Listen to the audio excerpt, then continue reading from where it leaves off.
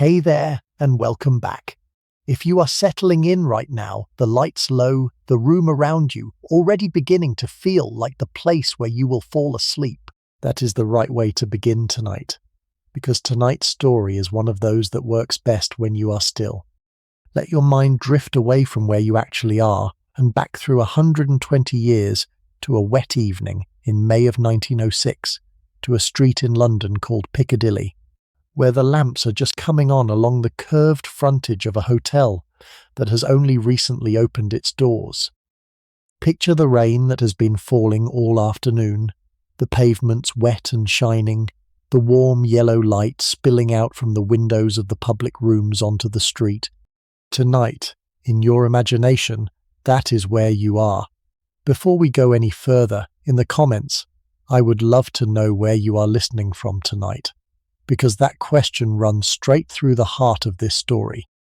When the Ritz opened in 1906, the people walking through its doors had come from almost everywhere in the world. Royalty from the continental capitals, businessmen from the new American cities, writers, actresses, soldiers on leave from posts in India, in Egypt, in southern Africa. The whole point of the place was that it was a destination, somewhere you arrived after a journey from somewhere else, and the hotel was designed to receive you in the same elegant way no matter how far you had travelled to get there. So tonight, wherever you happen to be drifting off, you are already part of this story, because the Ritz was built for the geography of listeners exactly like you. And if you want to keep opening doors like this with me, hit subscribe so we can keep doing it together. The hotel itself, on this evening, is brand new. Picture a doorman in livery stepping forward as a motor car pulls up to the curb, the door opening, the rush of scented air from inside, the sound of an orchestra somewhere within playing without urgency.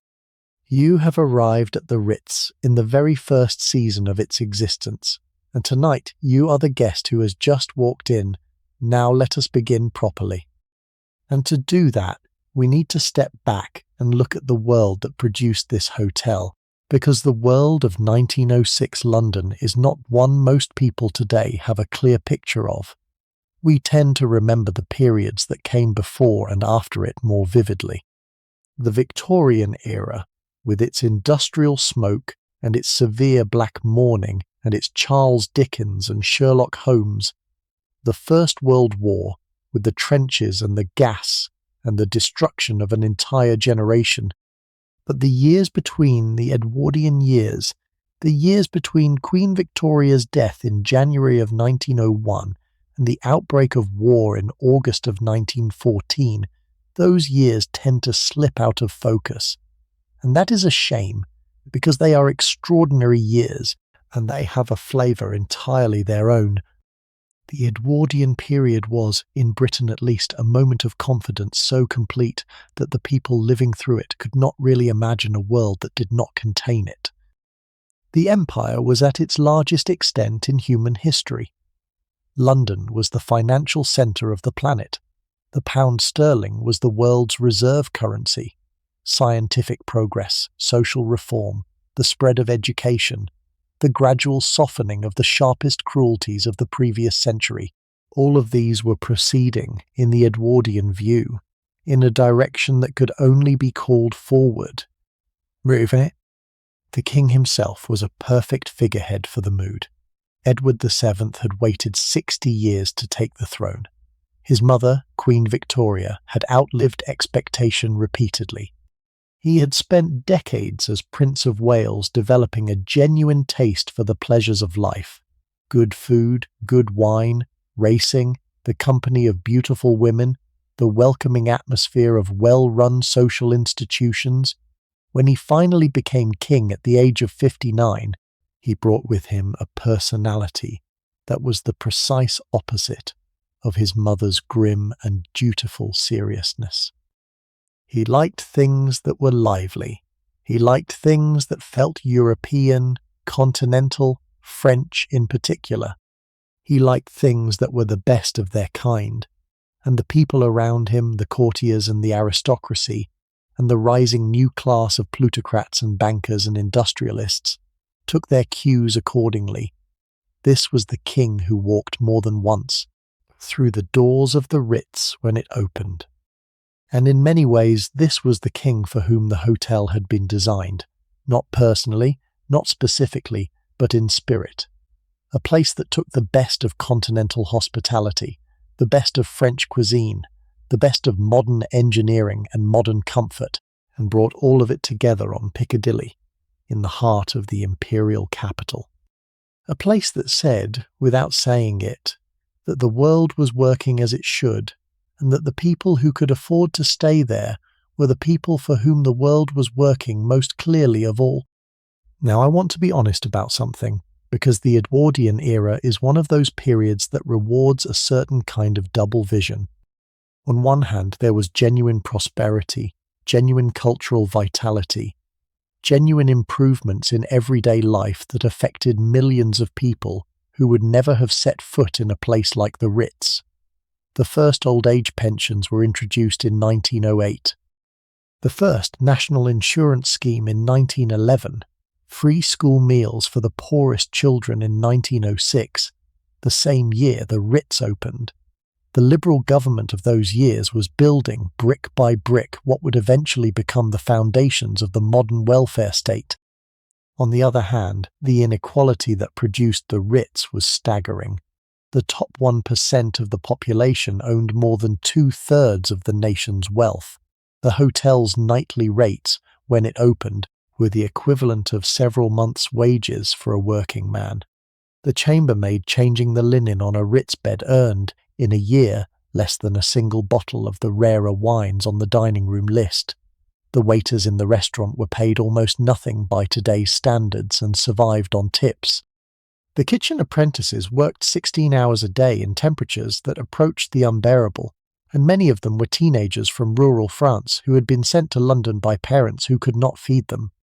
Both of these things are true at the same time. The hotel was a marvel, and the system that built it was harsh, and you cannot really understand what the Ritz was without holding both of those facts together. I find that the more I learn about historical luxury of any kind, the more important it becomes to remember the labour underneath it. Not to spoil the story, just to make it real. The chandeliers were beautiful. They were also polished by people who were not allowed to look at the guests directly. Still, on this particular evening in May of 1906, walking through the front doors with the rain shaking off your coat and the hall porter lifting your bag, none of that was visible. What was visible was a polished, gleaming, gilt and mirrored space that announced itself, before any human voice spoke, as a place of consequence. We will walk through those doors. But first, let me tell you about the man whose name was over them. Because the story of how the Ritz came to be, the Ritz is, before anything else, the story of a Swiss peasant boy named Cesar. That is exactly where we are going next. He was born on the 23rd of February 1850 in the Alpine village of Niederwald, high in the canton of Valais, in the Swiss interior. The 13th child of a family that worked the land of a mountainside that had been worked by their family for generations. The father was the village mayor, in the modest sense the role had in a village of barely 200 souls. The mother kept the house and the children and the goats, the boy who would one day be called the king of hoteliers, and the hotelier of kings began his life in a wooden farmhouse, where the cattle wintered in a room beneath the bedroom, and the heat of their bodies rose through the floorboards to keep the family from freezing. This is a detail I find genuinely worth pausing on. The man who would later design the most refined, most elaborately upholstered, most precisely heated bedrooms in Europe began his life in a room warmed by the breath of cows. There is something almost too neat about that, the way that the people who become the great innovators of comfort are so often the people who began life with very little of it. Comfort was not, for Cesar Ritz, an inherited expectation. It was a thing he had observed in other people's lives, studied carefully, and decided to perfect. He was sent to school at the age of 13 in the town of Sion. He was not a strong student. He was, as those who watched him later all agreed, a watcher, a noticer. He absorbed the way people behaved without seeming to be paying attention, and he remembered details about them that other people did not see fit to remember. At 15, he was apprenticed to a wine waiter at a hotel in Brigg. After 2 years, the proprietor told him, in terms that he himself later quoted with great amusement, that he had no aptitude for the hotel trade and that he had better find another line of work. Imagine telling young Cesar Ritz, in 1867, that he had no future in hotels. That story alone tells you something about how much of human ability is hidden until the right circumstances reveal it. He went to Paris. The Paris of 1867 was preparing for the Universal Exposition, the great World's Fair that drew millions of visitors and that, for a season, made the city the meeting point of European wealth. Ritz worked in restaurants. He worked at the Hotel de la Fidelite, then at the Voisin, where the kitchen served a clientele of bankers and politicians and aristocrats. He learned the rhythms of the dining room. He learned which guests liked their bread fresh from the oven and which preferred it slightly cooled. He learned the names of the regulars and the preferences of their wives and the dietary restrictions of their visiting theatres. He absorbed it all, the way some people absorb languages, almost effortlessly, and almost without realizing they were doing it. Then came the Franco-Prussian War. In 1870, Paris was besieged. The Germans surrounded the city. Food ran out. The famous restaurants, including the Voisin, where Ritz was working, served the only meat that could be found, which by the end of the siege included the animals from the Paris Zoo. There is a famous menu from Christmas Day, 1870, at the Voisin that lists elephant trunk and consommé of horse and antelope terrine, served with whatever wines remained in the cellar. Ritz, in his early 20s, watched the wealthy of Paris eat their zoo through the longest siege in modern French history. It was a formative experience, and not one he ever spoke about with relish. But it taught him something about the relationship between catastrophe and elegance that he never forgot. Even when the city around you was starving, the people who could afford to dine well wanted to be dined well. The job of the hotelier was to provide that, regardless of what was happening outside. After the war, he moved between hotels in Switzerland and France, climbing through the ranks at a pace that astonished his contemporaries. By 1873, at 23, he was managing the Grand Hotel de Bains at Rigi in the Swiss Alps. By 1877, at 27, he was running the Grand Hotel National in Lucerne, one of the most prestigious establishments in Europe at the time. He had a gift, by then well recognized, for making aristocratic guests feel that they were the only person in the building who mattered. He remembered every preference. He preempted every request. He had a way of standing in a doorway that made you feel he had been waiting all evening for you in particular to arrive, even if he had been doing nothing of the kind. In 1884, he met the man who would become his greatest professional partner in the city of Monte Carlo. The man was Auguste Escoffier, a chef from Provence who had been quietly revolutionizing French cooking for the better part of a decade. Escoffier was 3 years older than Ritz, smaller in build, more reserved in manner, but he had the same fierce attention to detail, the same belief that the work of feeding people who could afford the best should be done with the seriousness of an art form. They recognized each other almost immediately. The partnership that began that summer at the Grand Hotel in Monte Carlo would shape the way wealthy people ate, slept, and traveled across Europe for the next 30 years. In 1889, Ritz was hired to manage a brand new hotel that had just opened in London. It was called the Savoy, and it had been built by the impresario Richard D'Oyly Carte, using the profits from his Gilbert and Sullivan productions. The Savoy was, in many ways, the first modern luxury hotel in Britain. It had electric lights, lifts, hot and cold running water in every bedroom, things that were genuinely novel in 1889. But it was struggling to attract the social set it had been built to serve. D'Oyly Carte brought in Ritz, and Ritz brought in Escoffier, and within 2 years the Savoy was the most fashionable address in London. Ritz did several things at the Savoy that we now take for granted, but that were considered scandalous at the time. He invited respectable women to dine in the public restaurant, which had previously been a space reserved for men, and by implication, for the women whose company men were paying for. He installed an orchestra. He encouraged guests to dress for dinner in the way they would for a private ball. He made the dining room, in short, into a stage. And the wealthy of London discovered that they enjoyed being on stage, and that they would pay a great deal for the privilege. It did not last. In 1898, after nearly a decade of triumph, Ritz and Escoffier were unceremoniously dismissed from the Savoy.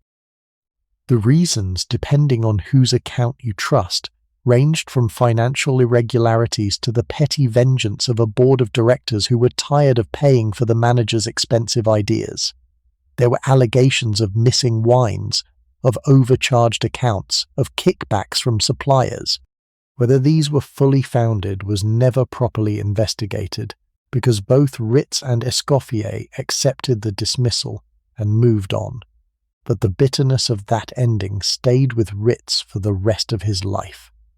The same year, with the financial backing of a group of admiring investors, Ritz opened a hotel in Paris that bore his name for the first time. The Hotel Ritz on the Place Vendôme opened on the 1st of June 1898. It was instantly successful. Marcel Proust took rooms there. The Aga Khan stayed there. Edward, Prince of Wales, soon to be Edward VII, made it his Paris base. The Hotel Ritz became the model for everything that followed, and almost immediately the calls began to arrive in Ritz's office for him to do the same thing in other cities. A London Ritz had been planned almost from the moment the Paris Ritz opened. The site was identified, the financing was assembled, the architects were appointed. But before construction could really begin in earnest, in 1902, Cesar Ritz suffered a nervous breakdown so severe that he never fully recovered from it. The trigger, oddly enough, was the postponement of King Edward VII's coronation, which had been scheduled for late June of that year and was abruptly cancelled when the king developed appendicitis and required emergency surgery. Ritz had been preparing for weeks to host the coronation banquets at the Carlton Hotel, his other London property, and had built up his staff and his stocks accordingly. The cancellation, the lost income, the sudden vacuum of purpose after months of intense preparation broke something inside him that had been straining for years. He retreated to a sanatorium in Switzerland. His wife, Marie-Louise, took over the management of the company.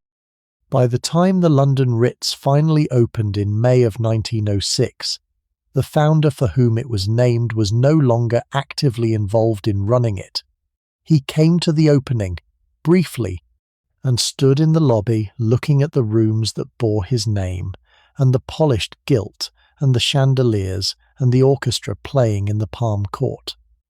And then he went back to Switzerland. He died in October of 1918, 6 weeks before the end of the First World War, in a clinic outside Lausanne. He never lived in any of his hotels for any extended period. The man who had perfected the modern idea of how to receive a guest spent the last 16 years of his life as a patient. I find that detail almost unbearably poignant. The greatest hotelier of his age, the man who had taught Europe what comfort and elegance could mean, was by the time his most famous hotel opened, a man who could no longer fully participate in his own life. The hotels carried his name and his methods and his ideas, but they did so without him. His staff continued his work. His wife managed his businesses. His vision shaped 1,000 details in 1,000 rooms throughout the great cities of Europe. But Caesar Ritz himself, the watcher, the noticer, the boy who had grown up in a room warmed by cattle, was not there to enjoy any of it. That is exactly where we are going next, because to understand what the Ritz was when it opened, what kind of building it actually was, we need to walk around the outside of it before we step in. We need to look at how it was built, who designed it, why it stood out from every other building on Piccadilly, and what it was trying to say to the city it had just been planted in the middle of. The site was on the corner of Piccadilly and Arlington Street, where two older hotels, the Walsingham House Hotel and the older Bath Hotel, had stood until the year 1904. Both were demolished to make way for the new building. The plot was substantial, but it was awkward, narrow at the back, longer along the Piccadilly frontage, and complicated by the fact that the Underground Railway, the Piccadilly line in its earliest form, ran beneath it. The engineers who took on the job had to plan a structure that could be supported on a foundation that did not interfere with the trains running below. The architects appointed to the project were a partnership of two men who had already proved themselves on a similar London commission, the Carlton Hotel just down the road. Their names were Charles Frederick Mewes and Arthur Joseph Davis. Mewes was the senior partner. He was French, born in Strasbourg in 1858, trained at the École des Beaux-Arts in Paris, with a practice that had become, by the early years of the 20th century, one of the most fashionable in Europe. He was the architect of the Hotel Ritz on the Place Vendôme. He had also designed the Carlton in London, the Royal Automobile Club, and a number of grand townhouses for the very wealthy. He spoke English with a strong French accent and conducted his correspondence with London clients largely through his English partner. That partner, Arthur Davis, was the younger man and the more anglicised face of the practice. He had been born in London in 1878, the son of a wealthy Jewish family, and he had also studied at the Beaux-Arts, where he had met Mewes. He spoke fluent French. He understood the temperament of his French senior partner perfectly, and he had the social ease in London drawing rooms that Mewes did not. Together, the two of them functioned as a kind of ideal team. Mewes supplied the deeper experience and the connections in continental Europe. Davis supplied the local knowledge of London, the relationships with the contractors and the craftsmen and the building inspectors. The result was a practice that produced buildings which felt, to their English clients, both reassuringly French and reassuringly possible to construct. The brief for the new Ritz was clear. The hotel had to feel, when you stepped inside, like a building that belonged in Paris. It had to evoke the elegance of the Place Vendôme, and the boulevard's houseman had cut through the French capital half a century before. But it also had to function as a London hotel, which meant complying with London building regulations, fitting into a London street pattern, and serving a clientele who, however much they admired French style, expected the practical efficiencies of modern English plumbing and modern English service. Mewes and Davis took the brief and produced a building that was, in its way, a marvel of cross-channel diplomacy. The exterior was modelled on the 18th century French chateau style, with steep mansard roofs in the French manner, dormer windows breaking the roofline, balconies on the upper floors, and a colonnade running along the Piccadilly frontage at street level that was directly inspired by the Rue de Rivoli in Paris.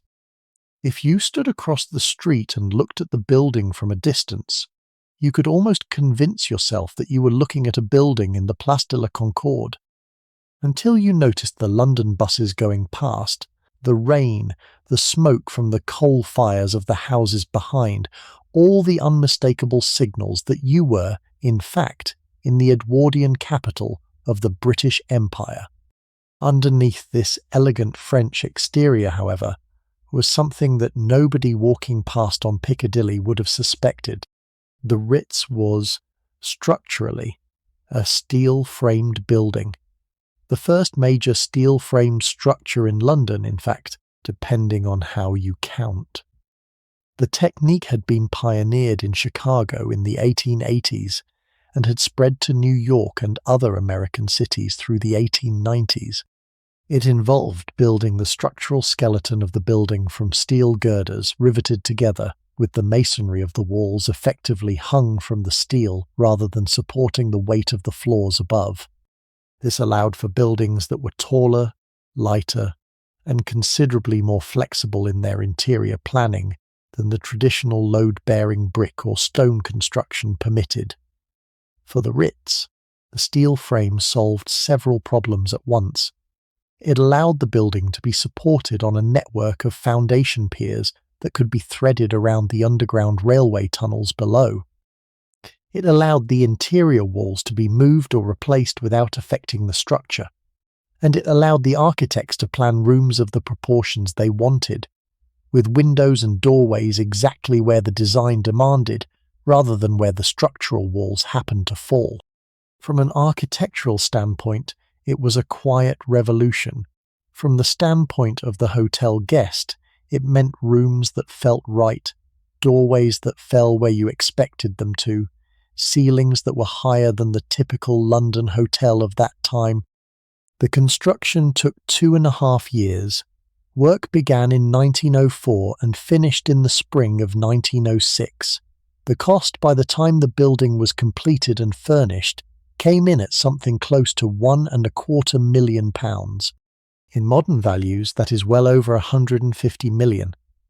It was at the time one of the most expensive buildings ever erected in London for a private commercial purpose. The financing was complex. It involved a syndicate that included Swiss, French, and British investors, with the Ritz Hotel Development Company holding the title and the operating company managing the business. Many of the original investors lost money. Several of them sold their shares before the building was finished. The Ritz, in its first few years, was a financial uncertainty even as it became, almost immediately, a social triumph. What did the building look like then, to the eye of the visitor arriving on that rainy May evening in 1906? It was tall, by London standards of the time, 8 stories above the street, with the mansard roof rising above. It was long, occupying a full block of Piccadilly. It was creamy in colour, the Portland stone of the facade still pale and clean before the soot of London had begun to darken it. The colonnade along the ground floor was a row of arches, each illuminated from within by electric bulbs, the light reflecting off the wet pavement and giving the whole front of the building a kind of pale gold halo in the rain. Above the colonnade, the windows of the public rooms glowed with the warm yellow of the chandeliers behind them. Above those, the bedroom windows showed softer light, occasionally a silhouette moving behind the curtains. It looked, even on first impression, like a building that knew exactly what it was for. That is exactly the impression Muse and Davis had been trying to produce. Now let us go inside. You walk through the front doors and into the entrance hall, and the first impression is one of warmth. Not just temperature, although the building is very warm, with its central heating and its working fireplaces and the body heat of dozens of people moving through the public rooms, but a sensory warmth, a feeling of having stepped from a wet, cold city into a space that has been engineered in every detail to put you at ease. The light is yellow rather than white, soft rather than bright, coming from chandeliers and from bracket lamps along the walls, and from the polished surfaces of the furniture. The air smells of beeswax and of cut flowers, of the perfumes of the women crossing the lobby ahead of you.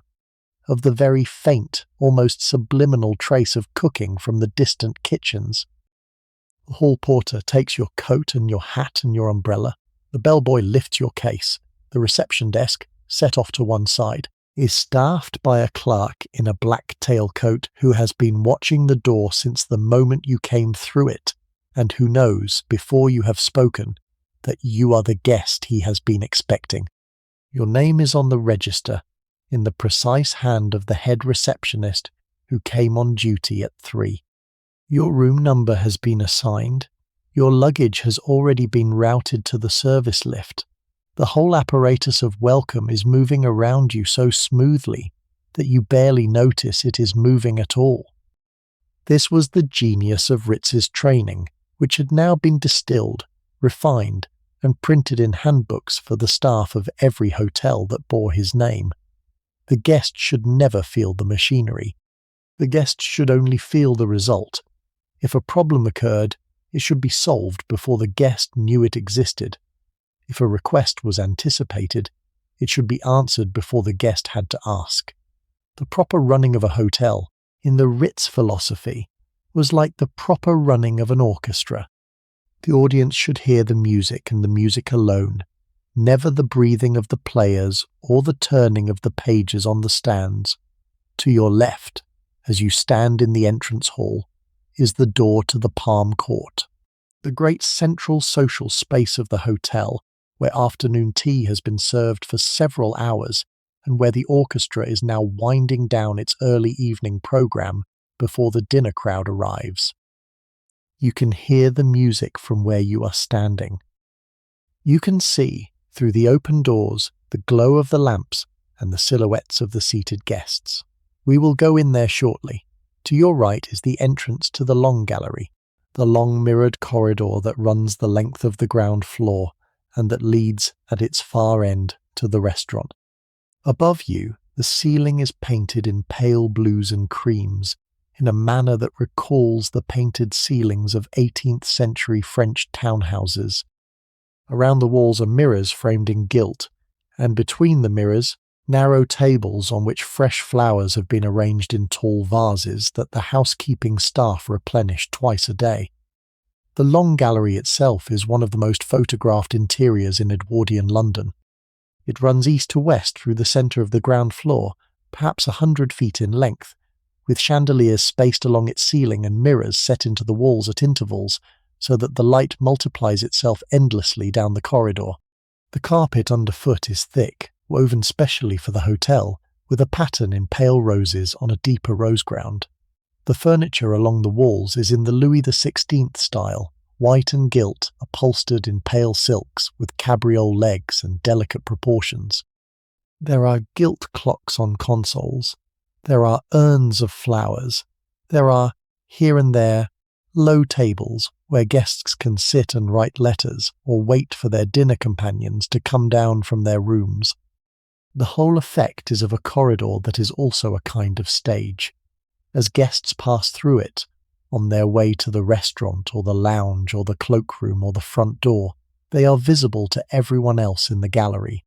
Women in evening dress with their long gloves and their feathered headdresses pass without hurry on the arms of men in white tie.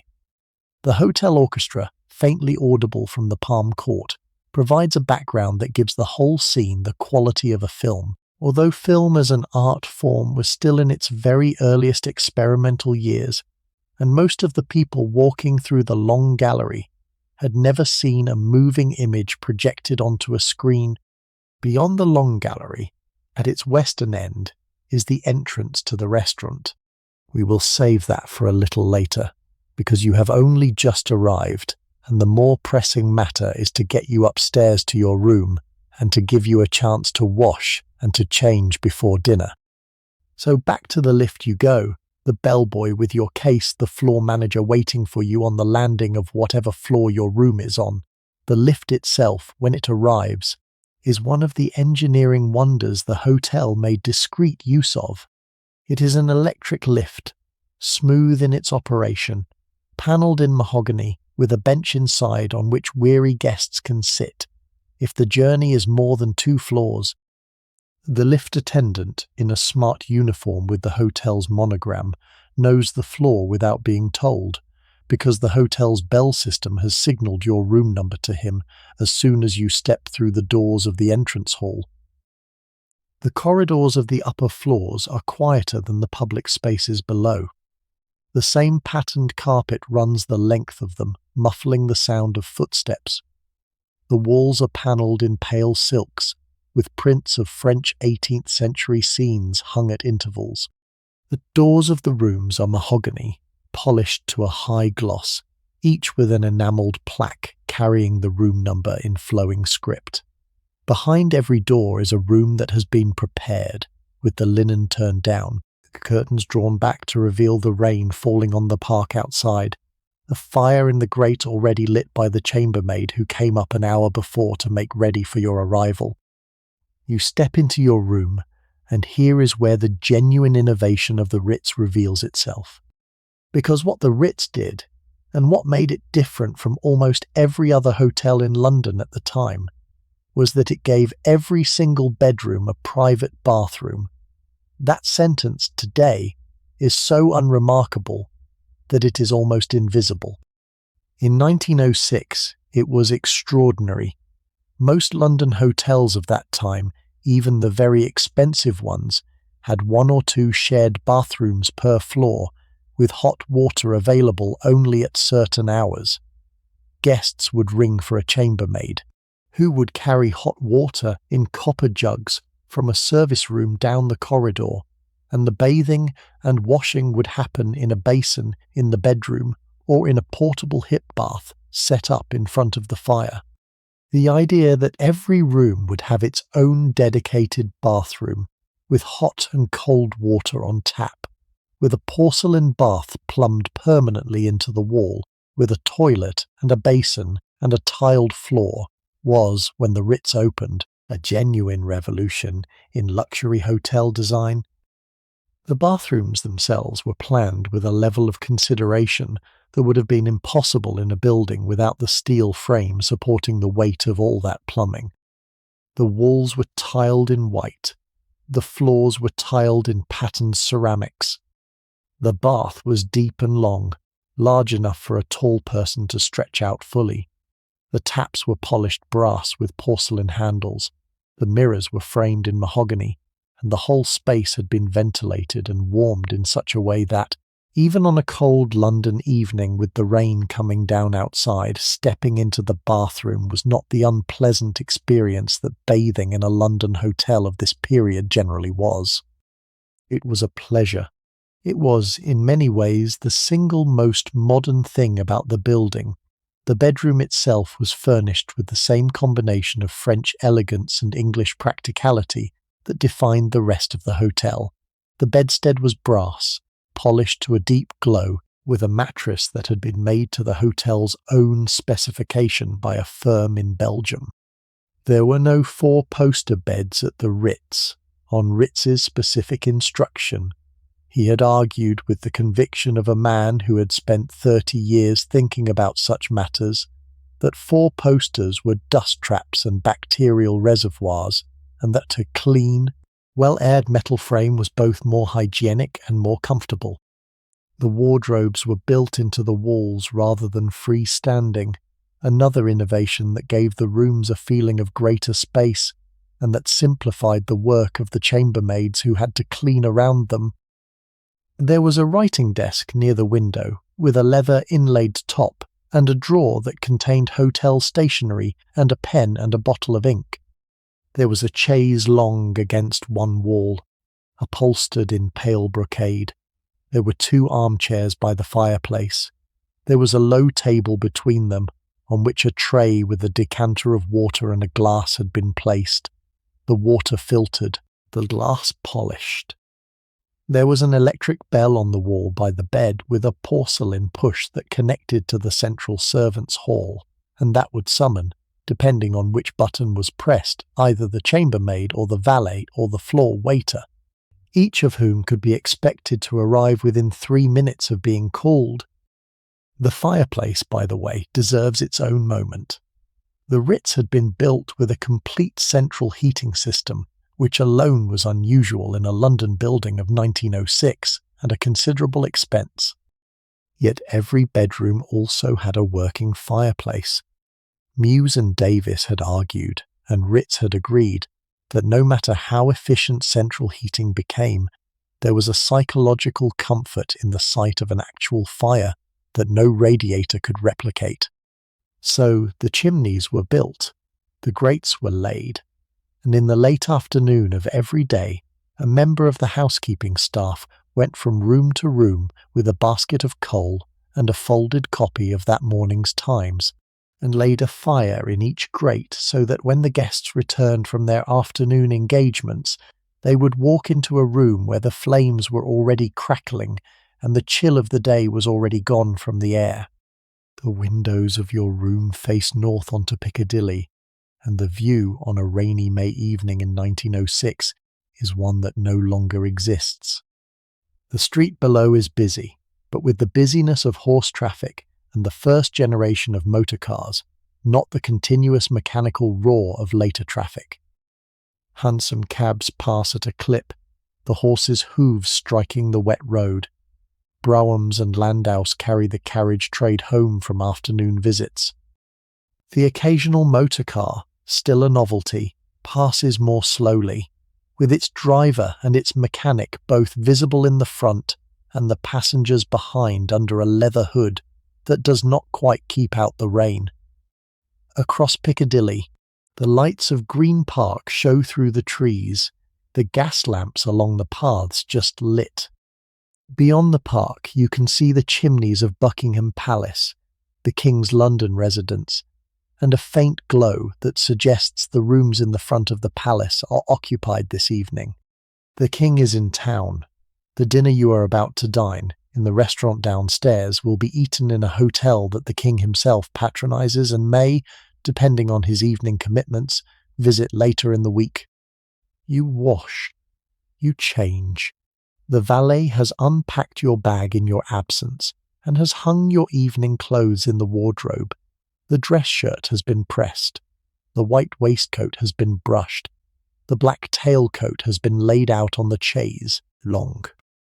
The studs and the cufflinks have been arranged on the dressing table. The shoes have been polished. There is an entire silent practice underway in the room while you are in the bathroom, the practice of preparing a gentleman to descend to dinner. And when you emerge from the bathroom in your dressing gown, the valet has finished and has retreated, and the room is empty again, with everything laid out as though it had assembled itself. For women guests, the equivalent practice was, if anything, more elaborate. The lady's maid, either travelling with her mistress or assigned by the hotel for the evening, would have unpacked the trunks and pressed the gown and laid out the gloves and the fan and the jewels in the order they were to be put on. She would have run a bath at the right temperature. She would have arranged the hair, the most time-consuming and skilled element of the whole preparation. The Edwardian woman of fashion had hair that was elaborately constructed, with switches and pads and pins, the whole tower of it then crowned with whatever ornament the dress called for. An aigrette of feathers, a tiara, a comb of tortoise shell. None of it was quick. The hour before dinner, in a room at the Ritz, was an hour of intense and silent preparation, and the woman who emerged from it had been, in effect, assembled for the occasion by a team of professionals whose work was to make her look as though she had simply, naturally fallen into elegance. Clicked. You descend to dinner. The lift takes you down to the ground floor. The long gallery is now busier than it was when you arrived, with other guests also making their way toward the restaurant, the women's gowns rustling on the carpet, the men's heels clicking on the stone of the entrance hall. The maitre d'hotel is waiting at the entrance to the restaurant with the table plan in his hand and the names of every booked party committed to memory. He greets you by name. He shows you to your table. He hands you the menu, which is printed each day in French on stiff white card with the hotel's monogram in gilt at the top. And we have arrived at one of the great culinary spaces of Edwardian Europe, which deserves a long and admiring look. That is exactly where we are going next. The restaurant at the Ritz London, as you see it on this May evening in 1906, was designed by Mewes and Davis to be the most elegant dining room in the city. It was in their conception the showpiece of the entire hotel, the room that justified all the engineering and the financing and the months of planning. And it was in its way a revelation. London diners of 1906 had eaten in many handsome rooms. There were beautiful dining rooms at the Savoy, at the Carlton, at Claridge's. There were the great livery hall dining rooms in the city. There were the panelled dining rooms of the gentlemen's clubs in Pall Mall and St James's. But there was nothing quite like the room you are now entering. It was oval in plan, an unusual shape for a London dining room, with the walls treated like a French 18th century salon. The walls were painted a pale cream, with pilasters of marble at intervals, and the ceiling was vaulted and painted with an allegorical scene in the style of the great French ceiling painters, with cherubs and goddesses and pale clouds drifting across a sky of pale blue. The chandeliers, of which there were several, were of cut crystal, and each was lit by electric bulbs which had been chosen for the warm yellow tone of their filaments rather than for the harsher white that some of the cheaper bulbs of the era produced. The light fell on the white tablecloths, on the polished silver, on the cut crystal of the wine glasses, and made the whole room glow as though it were lit from within. At the far end of the room were tall French windows, draped in heavy silk curtains, that opened onto a terrace overlooking Green Park. On warm evenings those windows were thrown open and dinner could be served outside, with the sound of the trees rustling in the park, and the distant lights of Buckingham Palace visible over the lawns. On a rainy May evening like this one, the windows were closed and the curtains drawn, but the knowledge that the park was just beyond them gave the room a sense of openness that very few London restaurants could equal. You felt, dining at the Ritz, that you were at the centre of something. The park, the palace, the streets of the West End, the whole geography of the imperial capital arrayed around the room in which you sat. The tables were arranged with a studied precision. The most prestigious tables were those by the windows, where guests could be seen from the park and could see out into it on a fine night. The least prestigious were those nearest the kitchen door, although the kitchen door at the Ritz was concealed so artfully that most guests did not realize where it was. The maître d'hôtel had a mental map of the room and of the social hierarchy of his guests, and he placed each party with reference to that hierarchy, in a way that seemed entirely natural to anyone observing it, but that was in fact the result of half an hour of thinking earlier in the afternoon. The waiters moved through the room with a discipline that was the result of months of training in the Ritz method. They did not speak unless spoken to. They did not approach a table unless summoned. They did not, ever, allow a glass to remain empty for more than a few seconds, a plate to remain on the table for more than a moment after it had been finished, a crumb to remain on the cloth between courses. The busboys cleared. The wine waiters poured. The head waiter supervised. The maître d'hôtel orchestrated. And the whole room moved, course by course, through the long ritual of an Edwardian dinner with the precision of a piece of music. Now we should talk about that dinner. Because the food at the Ritz in 1906 was something that no hotel in London had yet equalled, and to understand why, we need to talk about the man whose methods, more than any other single influence, shaped what came out of the Ritz kitchens. His name was Auguste Escoffier, and he was by 1906 the most famous chef in the world. That is exactly where we are going next. Now I need to clear up a point of confusion that often shows up in popular accounts of the Ritz. Escoffier himself did not actually cook at the London Ritz. He had been Ritz's partner since their meeting in Monte Carlo in 1884. He had followed Ritz to the Savoy in 1890 and to the Carlton in 1899.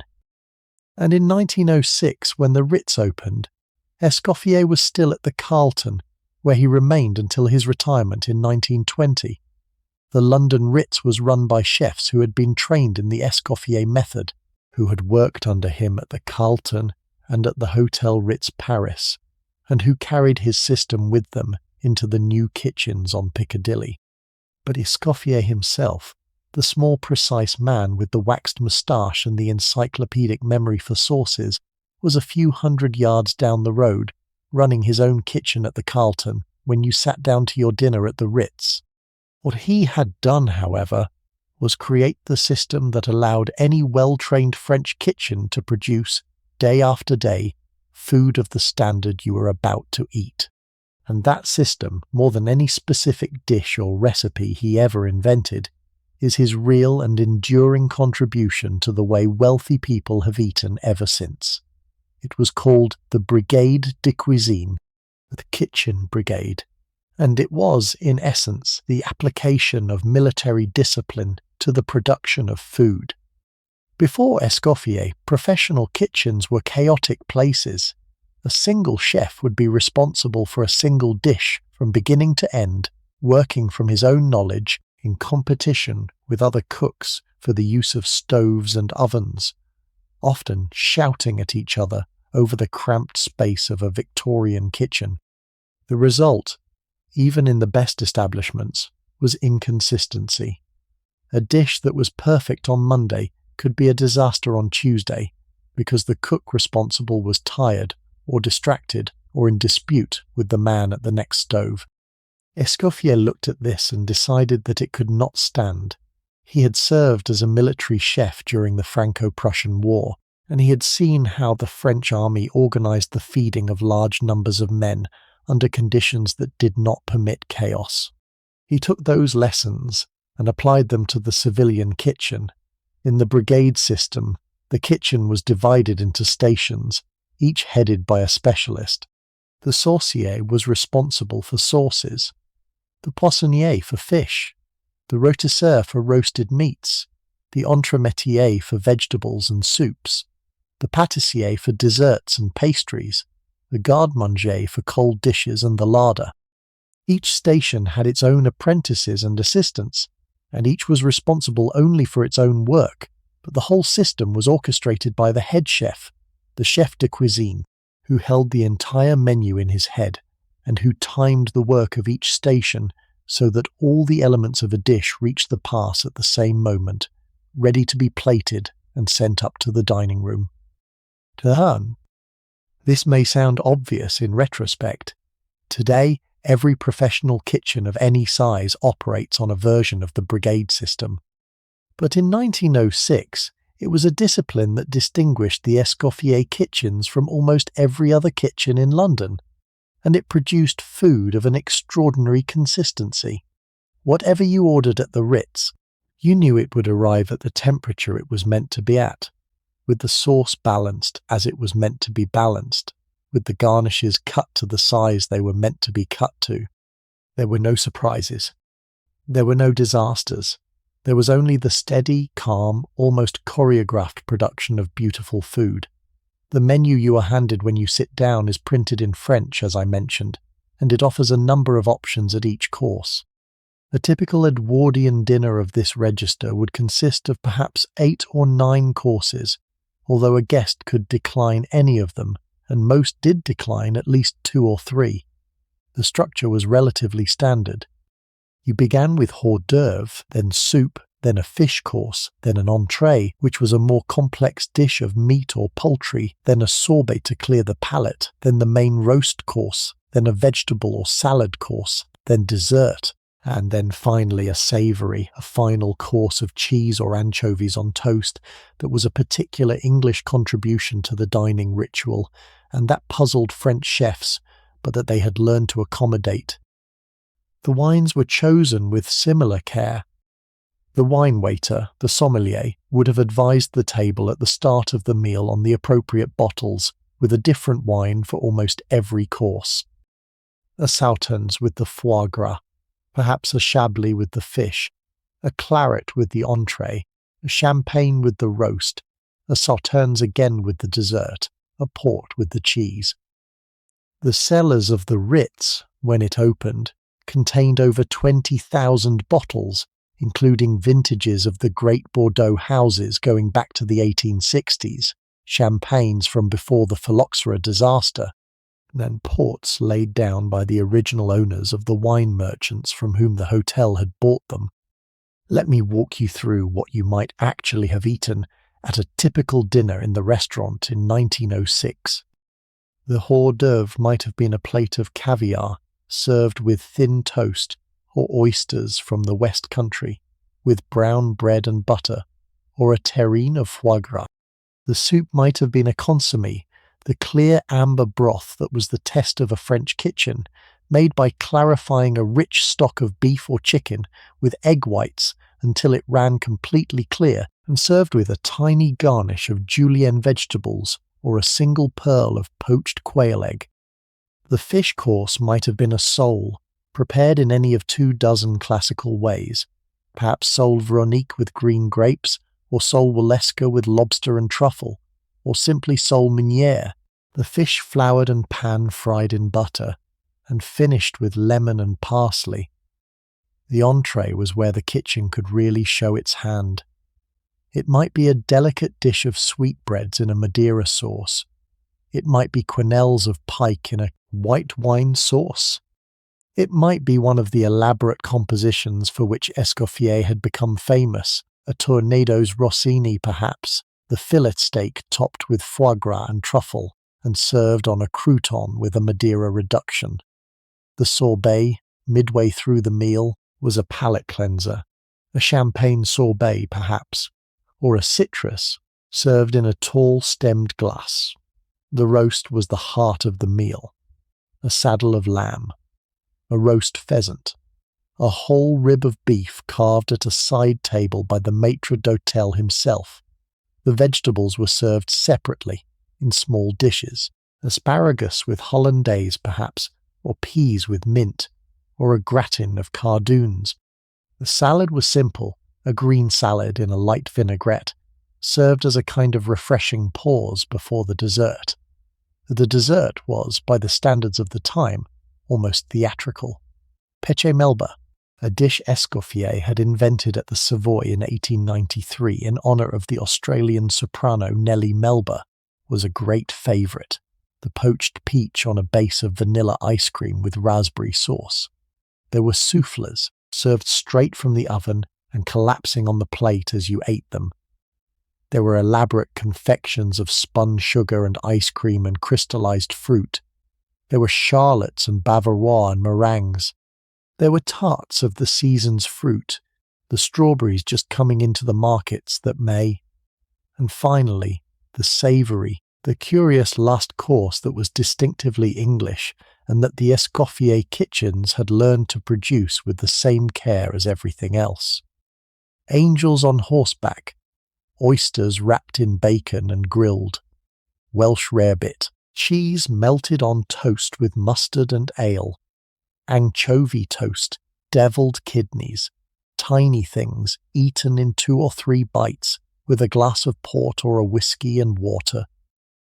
The whole meal would have lasted nearly 3 hours, course by measured course, with the conversation flowing around the table and the orchestra playing somewhere out in the long gallery and the rain falling on Piccadilly outside.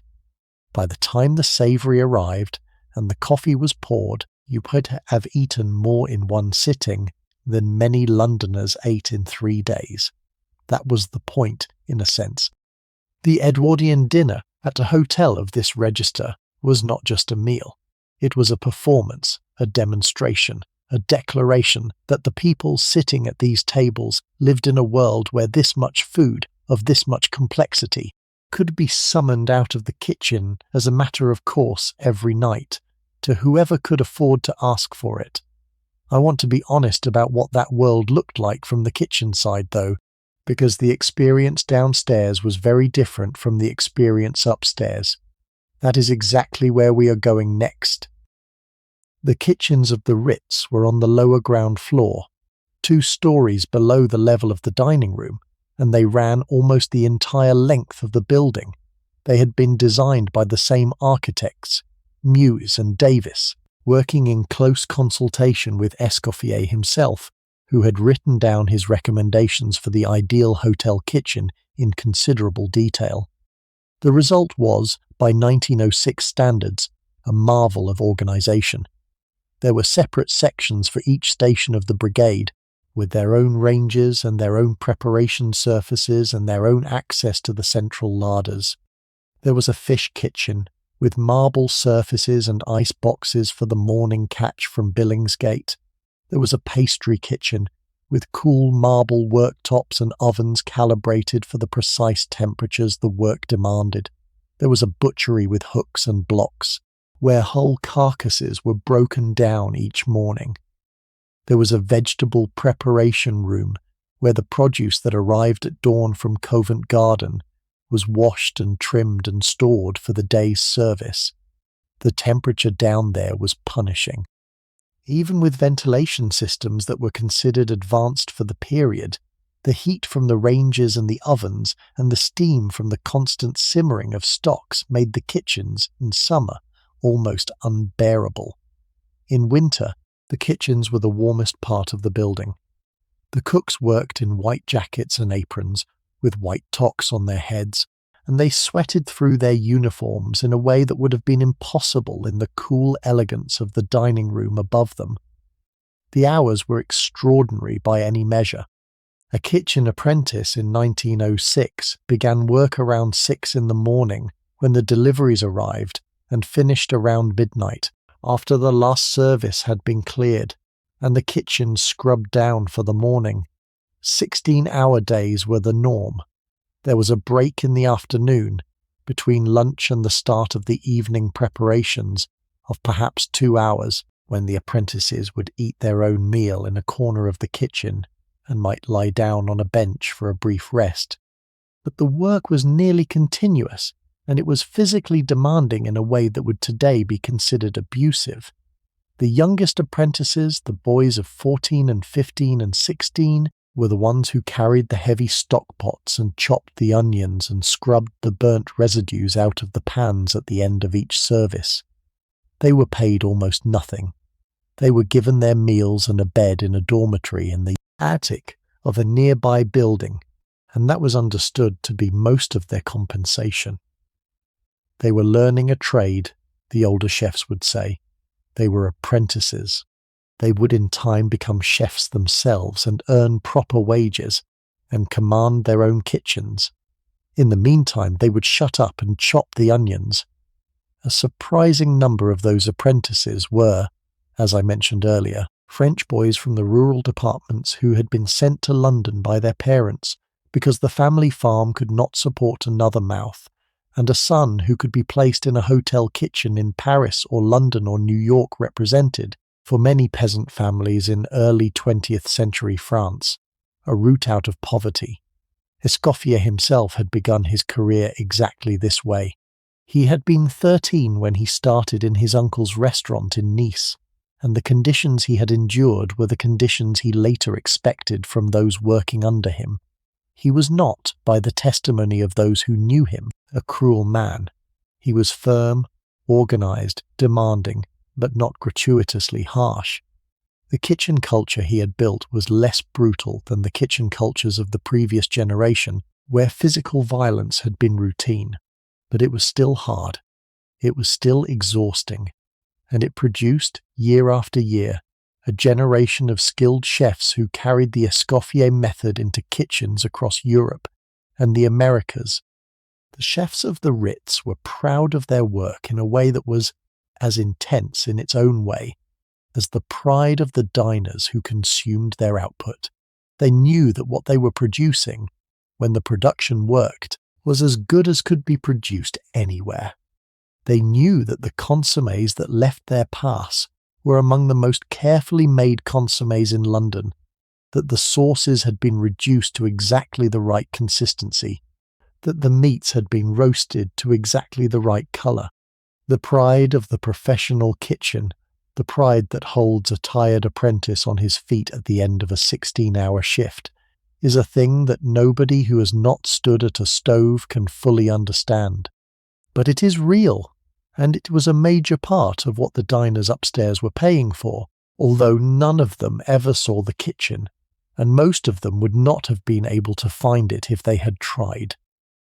There was a tradition, on quiet afternoons, of the head chef coming up from the kitchen briefly to greet a particularly distinguished regular guest, the way a great conductor might come out from the orchestra pit to speak with a patron in the foyer. The chef would appear in his white jacket and toque, would bow, would accept the compliments of the guest with the formal modesty that the role required, and would then return below stairs to resume his work. These visitations were rare. Most diners never met the chef whose food they were eating. Most chefs never met the people whose lives their food was, in some quiet way, structuring. The two worlds, separated by 2 flights of stairs and an entire social universe, ran in parallel and rarely intersected. That separation between the world above and the world below was the absolute organizing principle of every grand hotel of this era, and it deserves a closer look, because the staff of the Ritz, the people who actually made the place run, were a society in themselves with their own hierarchies, their own customs, their own rivalries and friendships and ambitions. Without them, none of the elegance of the upstairs would have been possible. With them, the elegance was sustained at every hour of every day, often by the labour of people who themselves never sat in the dining room, or drank tea in the palm court, or slept in any of the bedrooms they made up. That is exactly where we are going next. The total staff of the Ritz, when it opened in 1906, numbered around 400. For a hotel of 150 bedrooms, that is a ratio of nearly 3 staff per guest room, and that ratio gives you, more clearly than any other figure I could quote, an idea of the labour intensity of luxury hospitality in this era. Every room required, daily, a chambermaid to clean and make up the beds, a valet or lady's maid to attend to clothes and personal preparation, a floor waiter to deliver any meals or refreshments ordered to the room, a porter to carry luggage in and out, and a discreet supervision by the floor manager who oversaw the whole corridor. The public rooms required their own staffs. The kitchen, as we have just seen, employed perhaps 80 people. The restaurant front of house employed another 40. The palm court had its own brigade of waiters and servers. The cellars employed wine waiters and cellarmen. The laundry employed dozens of women working in steam and starch from dawn to dusk. The boiler room employed engineers. The gardens, such as they were, employed a dedicated staff of horticulturalists who tended the plants in the public rooms and the flowers on the dining tables. And behind all of these were the administrative staff, the accountants, the booking clerks, the secretaries, who kept the financial machinery of the operation running. The hierarchy among these staff members was strict and absolute. At the top sat the general manager, a Swiss or French professional in the Ritz mould who oversaw the whole operation and reported directly to the company directors.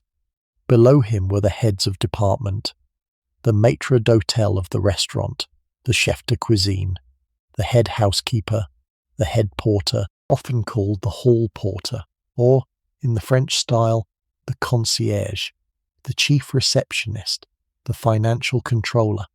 Each of these had his or her own deputies, and below the deputies came the rank and file. Within each department, the hierarchy was just as defined. In the kitchen, the chef de cuisine had under him the sous-chef, his deputy, who in turn had under him the chefs de partie, the heads of each station, who in turn had under them the demi-chefs and the commis-chefs and the apprentices. In the restaurant, the maître d'hôtel had his head waiters, his station waiters, his busboys, his sommeliers, his cashier. In housekeeping, the head housekeeper had her assistant housekeepers, her floor housekeepers, her chambermaids, her seamstresses, her laundry supervisors, her linen room staff.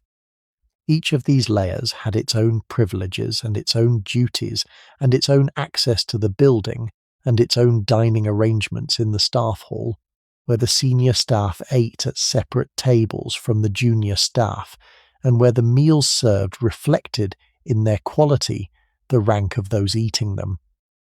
The chambermaid, who is in some ways the figure I most want to bring forward in this story, occupied a position about midway up the housekeeping hierarchy.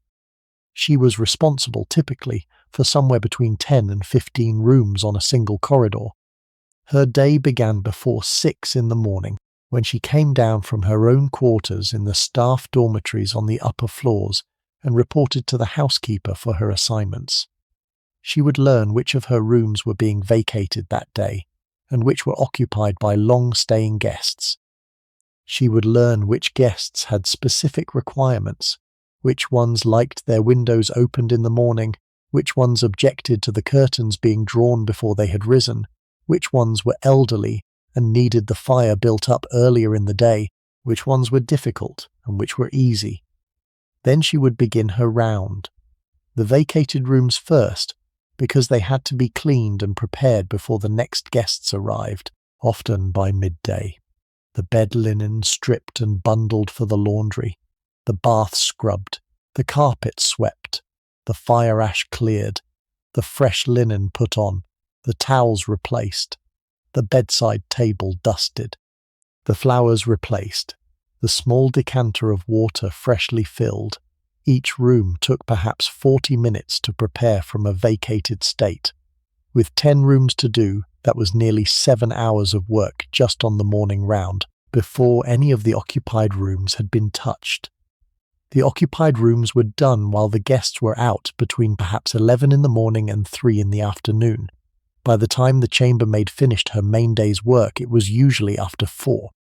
Then she had perhaps an hour to herself before the evening turned down, when she went round again to each of the occupied rooms to fold back the bedclothes, draw the curtains, light the fire if it had not been lit earlier, and place a glass of water on the bedside table. She finished, finally, around 9 in the evening. She had been on her feet for nearly 15 hours. Her wages for this work were modest. A chambermaid at the Ritz in 1906 might earn perhaps £30 a year in basic wages, plus tips from the guests, which could double or even triple her income if she worked a corridor with generous patrons. Her room and board were provided by the hotel in a dormitory in the attic that she shared with 3 or 4 other maids. Her uniform was provided. Her meals in the staff hall were provided. But she had no real privacy, no real time to herself, and almost no opportunity for the kind of life that her own contemporaries in the wider London population, working in factories or shops, might have had. She gave up, in effect, all of her hours and all of her social life to the work of the hotel. In return, she received the security of regular employment, the dignity of working for a famous establishment, and the very real possibility that with diligence and luck she might rise in the housekeeping hierarchy to become a floor housekeeper, or even, eventually, a head housekeeper at a less famous hotel where her experience at the Ritz would carry weight. The valet who attended to gentlemen guests had a similar position, though his work was different in nature. He was, in effect, a temporary personal servant, hired by the hour or by the day to attend to the clothes and personal preparation of a man who had not brought his own valet from home. He pressed the dress shirts and the trousers, polished the shoes, brushed the coats, laid out the studs and links, and made sure the guest had everything he needed for the evening. He worked across multiple rooms, perhaps half a dozen on a single floor, and he moved between them according to the schedules of the guests he attended. His day was less continuously demanding than the chambermaid's, but it was longer in span because gentlemen often required attention late into the evening when they returned from dinner or the theatre, and the valet might be needed to help with the removal of evening clothes and the laying out of the next day's morning suit at 1 or 2 in the morning. The lady's maid, similarly, attended to the female guests who had not brought their own maids. Her work was more elaborate than the valet's. The dressing of an Edwardian woman of fashion, as I touched on earlier, was a lengthy and skilled operation involving corsetry, multiple layers of underclothes, the gown itself with its hooks and laces, the gloves, the jewels, the hat, the elaborate hair. A skilled lady's maid could produce a fully dressed woman from the basic raw material of a recently bathed mistress in about an hour and a quarter. An unskilled one might take twice as long. The hotel maintained a roster of ladies' maids who could be assigned on request to any female guest who needed one, and the most accomplished of these were tipped accordingly when their guests left. The hall porter, the concierge in the French style, sat at his desk in the entrance hall throughout the day and most of the evening, and his role was to know everything about everything that was happening in the city outside the hotel. Theatre tickets, opera bookings, restaurant reservations at other establishments, the schedules of the trains to Dover for the boat to France, the schedules of the boat trains to Folkestone and Newhaven, the opening hours of the great department stores in Oxford Street and Knightsbridge, the names and addresses of the doctors and dentists most favoured by the hotel's clientele, the names of the hairdressers who would call at the hotel to attend to a guest's hair, the locations of the lending libraries where novels could be borrowed, the schedules of the carriages and motor cars that the hotel kept available for hire. He knew all of this, and he kept much of it in his head, supplemented by a substantial filing cabinet of references and contacts behind his desk. A good concierge could solve almost any problem a guest brought to him within 15 minutes, often without leaving his chair. He simply knew, and his knowing was the product of years of accumulating contacts and information throughout the entire fabric of London life. The wages and conditions of all these staff members were, in absolute terms, modest. In relative terms, however, working at the Ritz was a desirable position. You worked indoors. You ate well. You slept in a clean dormitory. You wore a clean uniform. You were not exposed to the weather, not exposed to the dangers of factory machinery, not exposed to the social degradation of casual labour. The work was exhausting, but it was, in its way, dignified.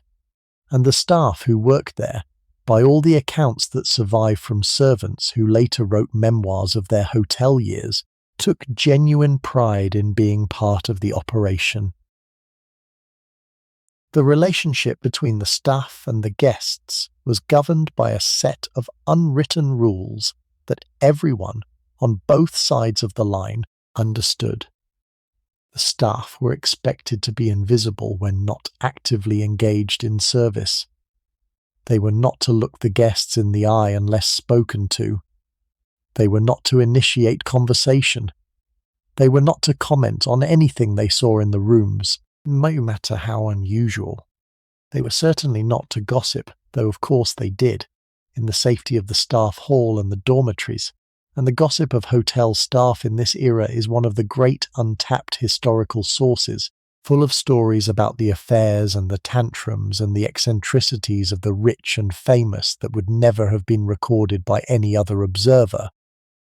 For their part, the guests were expected to treat the staff with a particular kind of formal courtesy that was not quite the same as friendliness. You said good morning to the chambermaid when you passed her in the corridor. You thanked the porter when he carried your... You tipped generously and frequently, because tips were a substantial part of what the staff lived on. But you did not ask the chambermaid where she was from, or whether she had a family, or what she did on her day off.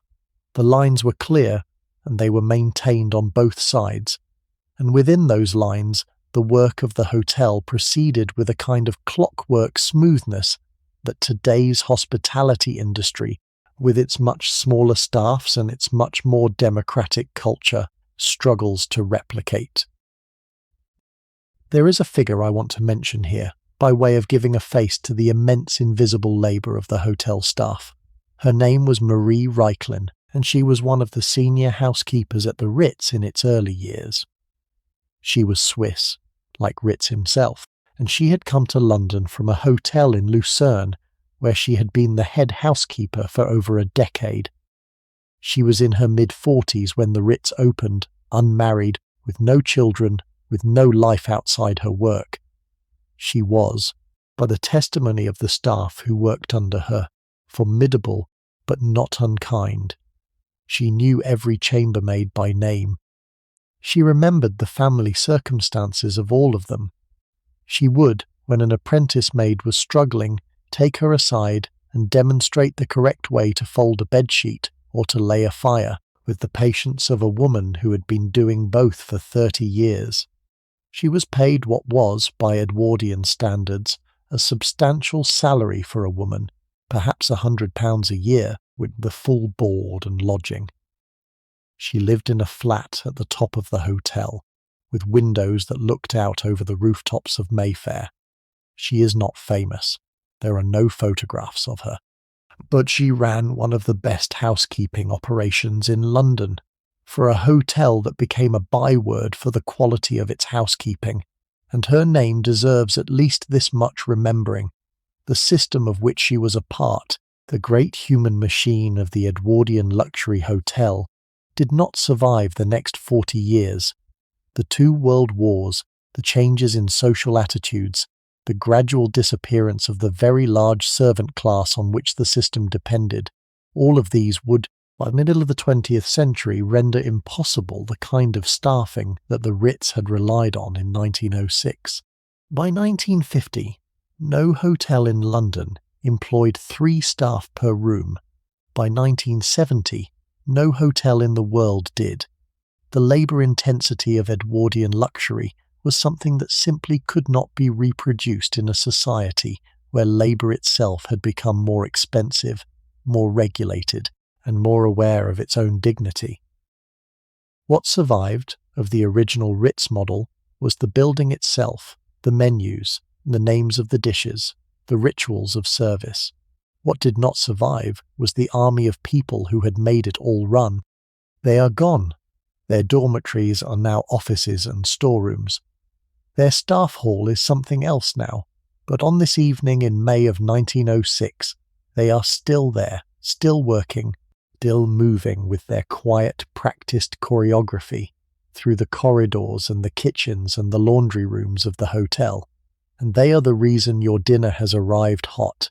Your bed will be turned down at the right hour. Your fire will be built up again before midnight.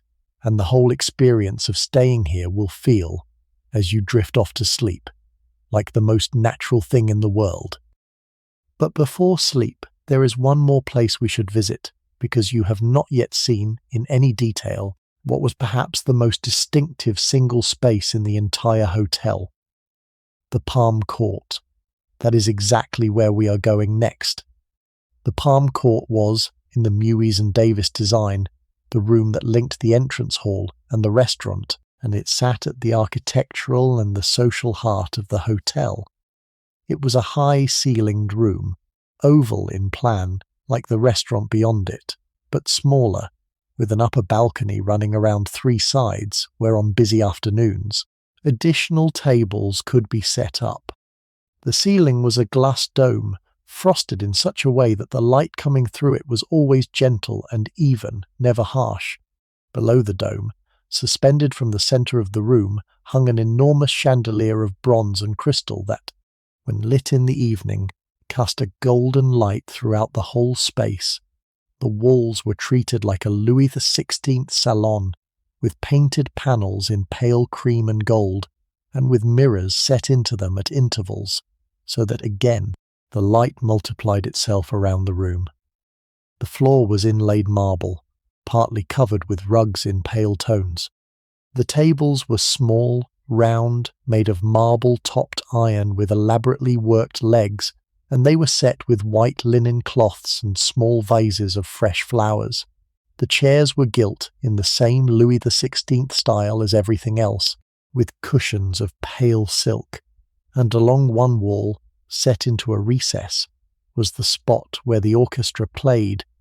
The orchestra at the Ritz was a small ensemble, perhaps 6 or 7 players, led by a violinist who acted as the conductor.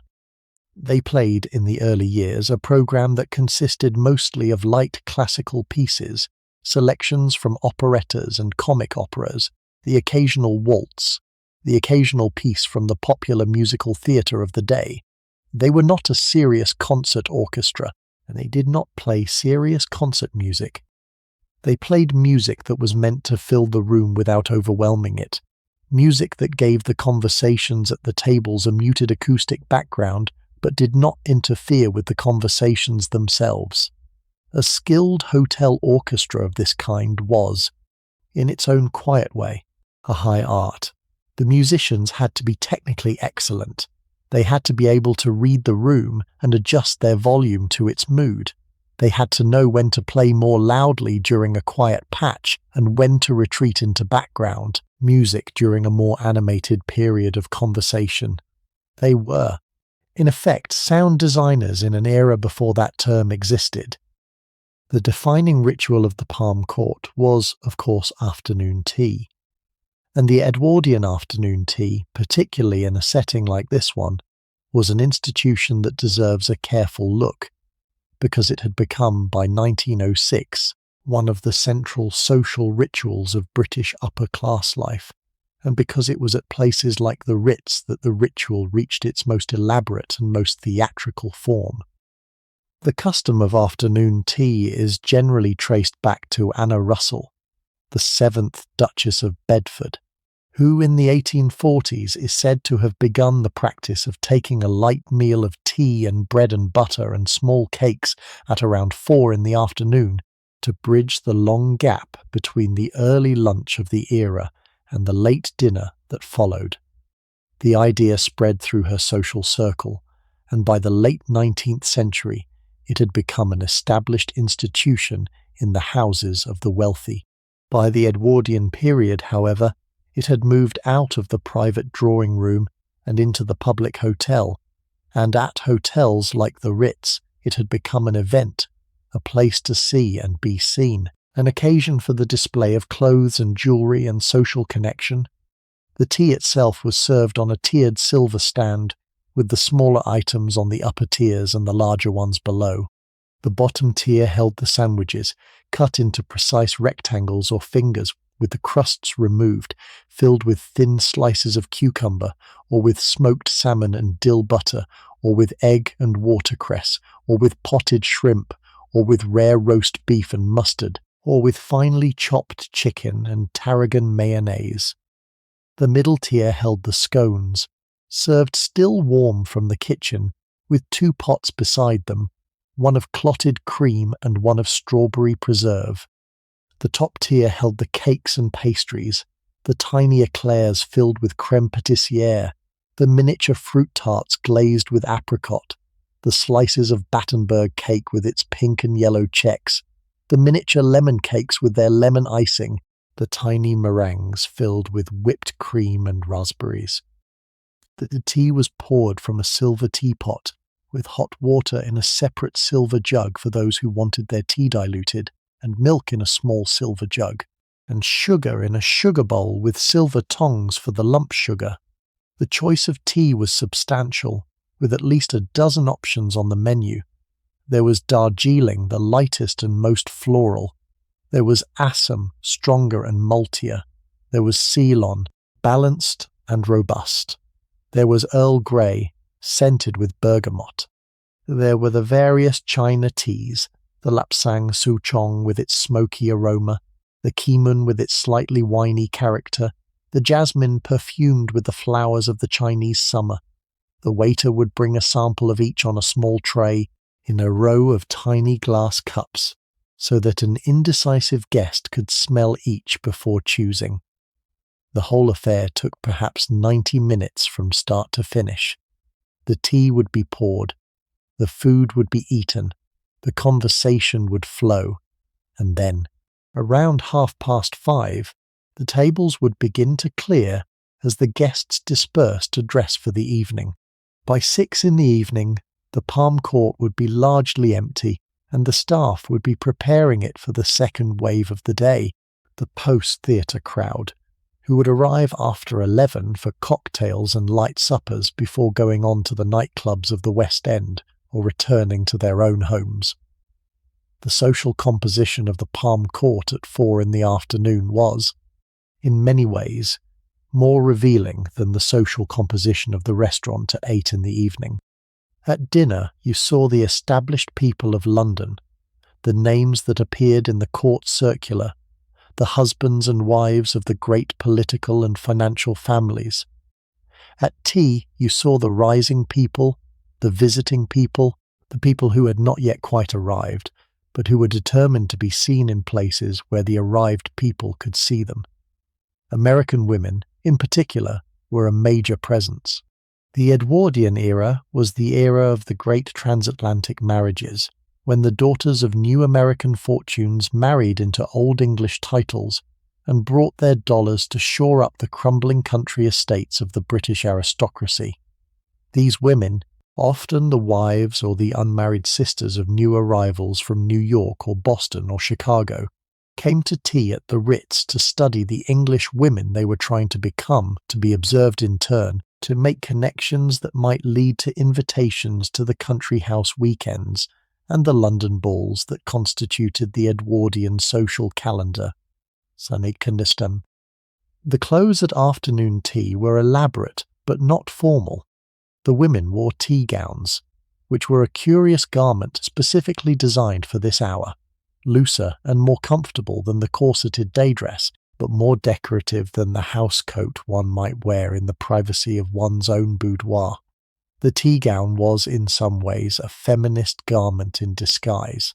It allowed women to spend an hour or two without the tightest of their corsetry in a public setting, while still appearing fully dressed to the standards of polite society. It was an early small concession to physical comfort that the more progressive Edwardian dressmakers had introduced, and the wealthy women of the era seized on it with enthusiasm. The men at afternoon tea wore morning coats or, increasingly toward the end of the Edwardian period, lounge suits, which were the new informal alternative to the more elaborate formal day wear of the Victorian period. The Edwardian gentleman's wardrobe was in fact an interesting subject in itself.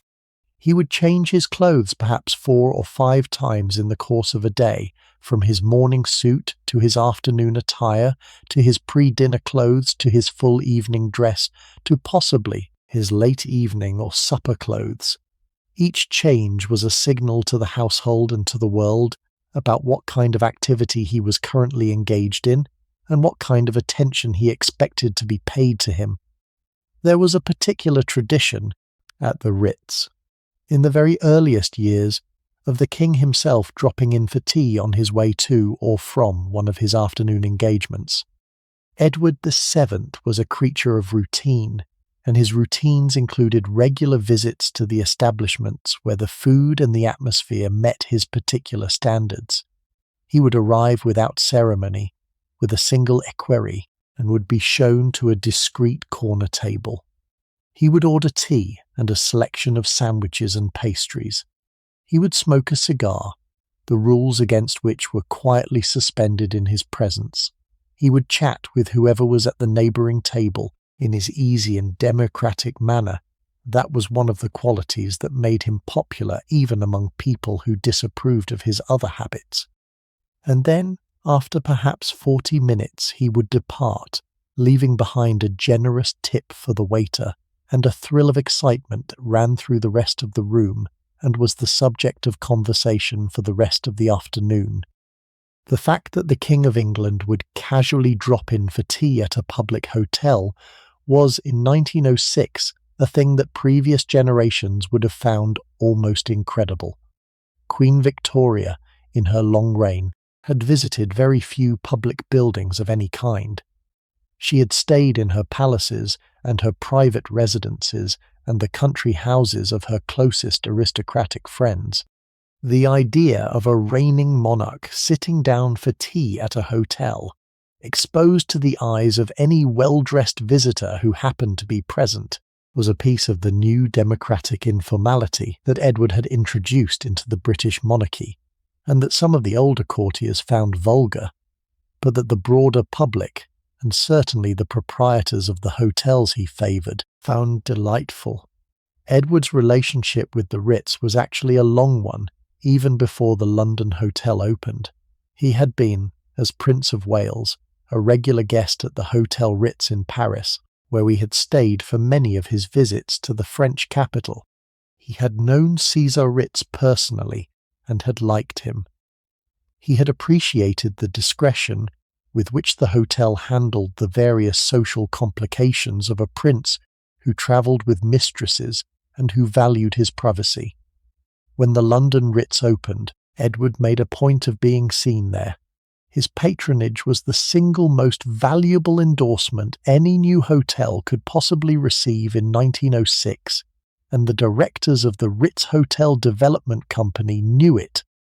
The king's particular favourite among his many female companions was a woman called Alice Keppel, who lived in Portman Square with her husband and her 2 daughters, and who had been Edward's acknowledged mistress since 1898. She was discreet, charming, intelligent, and she handled her position with a tact that endeared her even to people who disapproved of the relationship in principle. The king and Mrs. Keppel were occasionally seen together at the Ritz, taking tea in the Palm Court, or dining quietly in the restaurant, in a corner that the maître d'hôtel knew to keep available. The hotel's approach to such visits was perfect.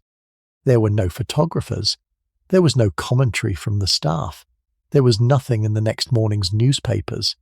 Mrs. Keppel was treated with the same respect as any other guest, and the king's privacy was protected with the kind of professional discretion that hotels of this register were paid to provide. Mrs. Keppel, incidentally, is one of those Edwardian figures whose later life takes a turn that almost nobody who knew her in 1906 could have predicted. Her great-granddaughter, born many decades after this evening at the Ritz, would grow up to marry the heir to the British throne and become Queen Consort of the United Kingdom. The continuities of British social history are sometimes very strange, and the line that runs from Alice Keppel taking tea with Edward VII at the Ritz in 1906 to the coronation of King Charles III and Queen Camilla in 2023 is one of those threads that, when you trace it backwards, has a quality of historical poetry that no novelist would dare to invent. The clientele of the Palm Court was not, however, exclusively royal or aristocratic. There were the actresses of the West End theatres, who came in after their matinee performances to be seen by the public, and to be photographed by the newspaper men who sometimes loitered outside the hotel's entrance.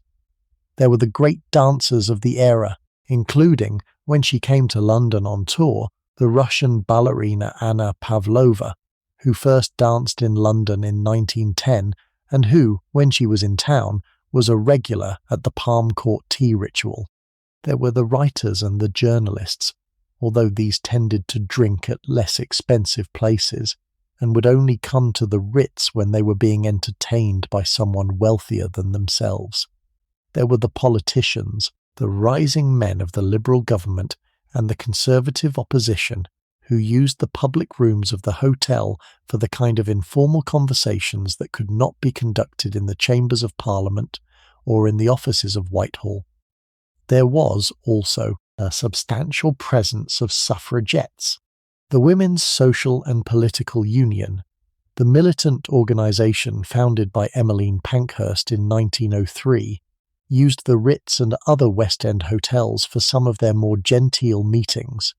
The Pankhurst women were, in their personal lives, often as fashionable and as well-dressed as any of the women they were arguing should have the same political rights. Christabel Pankhurst, the eldest daughter, was occasionally seen taking tea in the Palm Court and discussing strategy with her colleagues over the silver teapot. The fact that the Edwardian establishment was being dismantled, slowly, by women who took their tea at the same establishment whose social codes they were challenging, is one of the small ironies of the era that I find genuinely worth pausing on. The general atmosphere of the Palm Court, however, was not political. It was social. It was the place where, more than anywhere else in the hotel, the upper classes of Edwardian Britain came to inspect each other and to be inspected. A girl making her debut might be brought to tea at the Ritz by her mother to begin the season of being seen. A widow returning to social life after her year of mourning might choose tea at the Ritz as her first public appearance. A young couple newly engaged might celebrate the announcement of their engagement with tea here. The room was a stage on which the dramas of upper-class life played themselves out, in conversations conducted just slightly below audible range, in glances exchanged across the marble tables, in the almost imperceptible nods of recognition between people who had known each other for years. When you sat in the Palm Court, you could feel, even on this rainy May evening of 1906, that you were sitting in a room that had been designed to be the centre of something. You could feel the weight of the social and economic structure that had built it. You could feel the 1,000 rituals that were happening in the room around, and you could feel beneath all of that the quieter pulse of the orchestra, the violinist drawing his bow across the strings of his instrument, the cellist marking the time with his eyes half closed, the whole ensemble producing the low acoustic envelope inside which the conversations and the connections and the negotiations of Edwardian London were being conducted.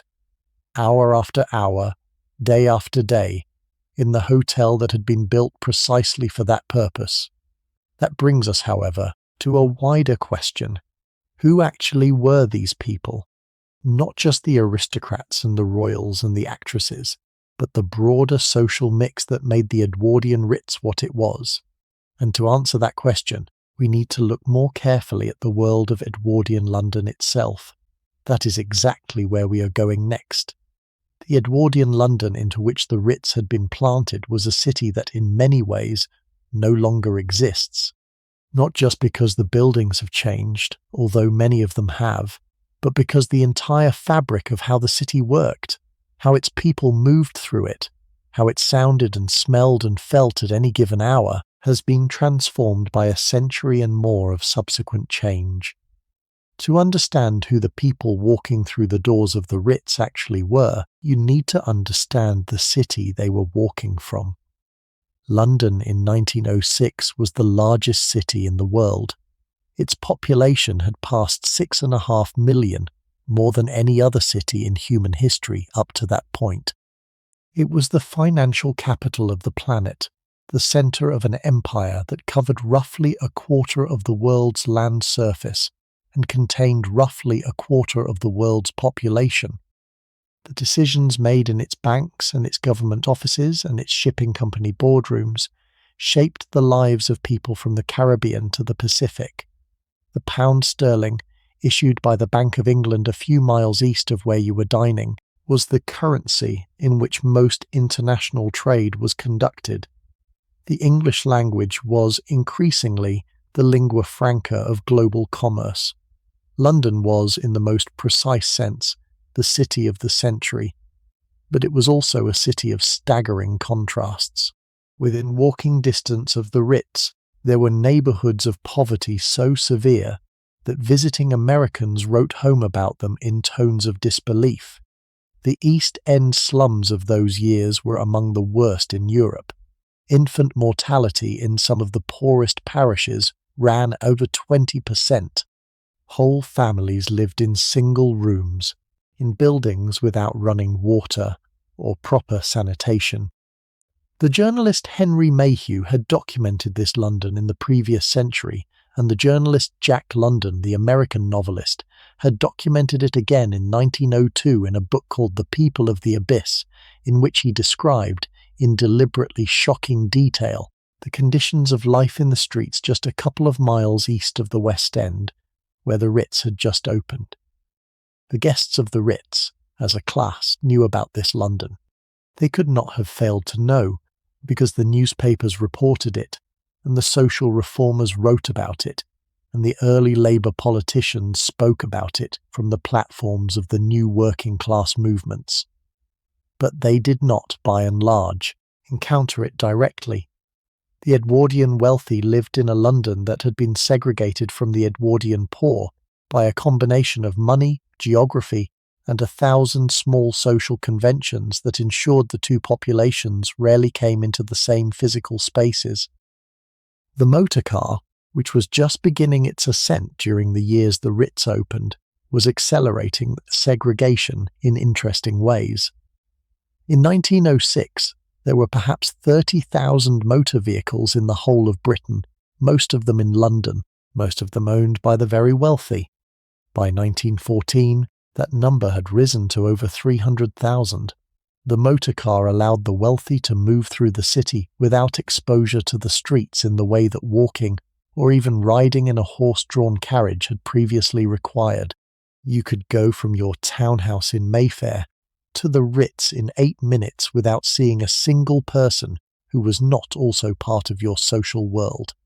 But London in 1906 was not yet a motor car city. It was still, predominantly, a horse city. The streets were full of hansom cabs, four-wheelers, omnibuses drawn by teams of horses, delivery vans of every description, the carriages of the wealthy, and the multitude of working horses that pulled the brewers' drays, and the rag and bone men's carts and the milk floats. The smell of horse, the sound of hooves on cobbles, the constant presence of horse manure on the streets, was the sensory background of every London journey. The Ritz had its own stables, although these were small compared to those of the great country houses of the era, and the hotel maintained a livery service that could provide carriages or motor cars for guests as required. Theatre was the great evening entertainment of Edwardian London, and the West End theatres were just a short walk from the Ritz. The Theatre Royal Haymarket, the Lyceum, the Adelphi, the Garrick, the Criterion, all were within 10 minutes by foot or 2 minutes by carriage. The musicals of George Edwards, the comedies of Pinaro, the dramas of Galsworthy, the productions of Shakespeare with the great actor-managers Henry Irving and Beerbohm Tree, all were available within walking distance of the hotel. A typical evening for a wealthy guest at the Ritz might begin with cocktails in the room, dinner in the restaurant from 8 to 10, the second half of a play at one of the West End theatres from 10:15 until midnight, and a return to the hotel for a late supper in the restaurant, which kept its kitchens open until 2 in the morning for exactly this purpose. The supper menu after midnight was lighter than the formal dinner. It tended towards small dishes that could be eaten without the full apparatus of formal service. Oysters were popular, devilled chicken legs, Welsh rarebit, cold game pies, salads. The wines were sparkling, the conversations were looser than they had been at dinner, and the atmosphere of the restaurant, lit now only by the chandeliers and a few candles on the tables, had a different quality from its earlier formal mode. People had loosened their collars. Women had shed their evening coats. The night was deeper. The orchestra had departed, and the room felt by midnight more like a private club than a public restaurant. It was during this late supper hour that the more unconventional of the hotel's guests tended to appear. The actresses, freshly removed from their stage makeup, came in from the theatres. The bohemian element of London society, which existed, but which was carefully held at a distance from the established social scene, made appearances at the late supper hour when the formal hierarchies of the earlier evening had relaxed. The American visitors who were spending money in unprecedented quantities at every smart establishment in London were often most visible after midnight, when their natural informality, which the English wealthy had not yet entirely accepted, found a more relaxed environment. There is a category of guest that I particularly want to bring forward here, because they were a defining feature of Edwardian London life and a major part of what gave the Ritz its early character. They were the American heiresses, the daughters of the new American industrial fortunes who had come across the Atlantic in increasing numbers during the late 19th century to to find husbands among the British aristocracy. By 1906, several hundred of these transatlantic marriages had taken place. The pattern was reasonably consistent. An American family of new wealth, often from one of the fortunes made in railways or steel or oil, would have a daughter of marriageable age. They would come to London for the season, take rooms at one of the great hotels, present the daughter at court, attend the round of balls and dinners and country house weekends, and in the most successful cases, return to America with their daughter engaged to an English duke or earl or younger son of a great family.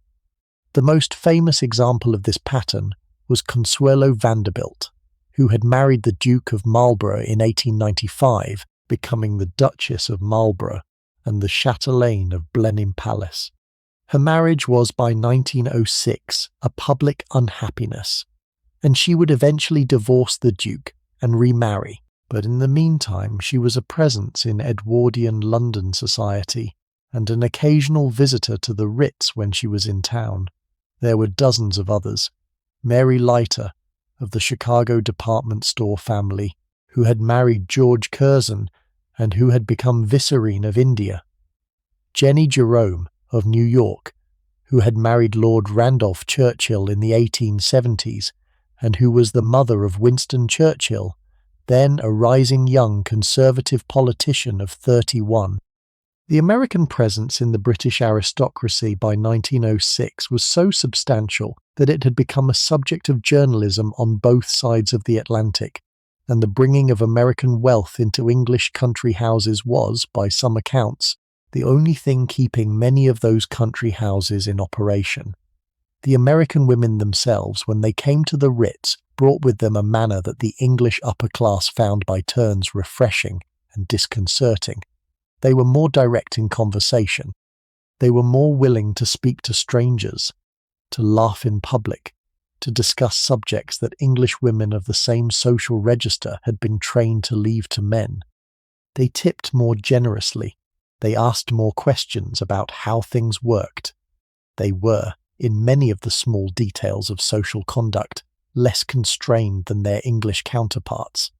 And the staff of the Ritz, who were trained to anticipate every possible kind of guest, found that the American women required a slightly different mode of service, more responsive to direct conversation, less reliant on the silent anticipation that worked so well with the English aristocracy, European royalty, of which there was still a great deal in 1906, made up another distinct category of guest. The reigning houses of Europe were, in this period, all closely related to each other and to the British royal family. King Edward VII had relatives on every throne in Europe, and many of these relatives travelled regularly between their own courts and London, where they often stayed at the Ritz when they did not wish to impose on the formality of a royal visit. The Kaiser of Germany, Wilhelm II, was Edward's nephew, although their relationship had become strained by 1906 and would deteriorate further in the years leading to the war. The Tsar of Russia, Nicholas II, was Edward's nephew by marriage and a cousin by blood.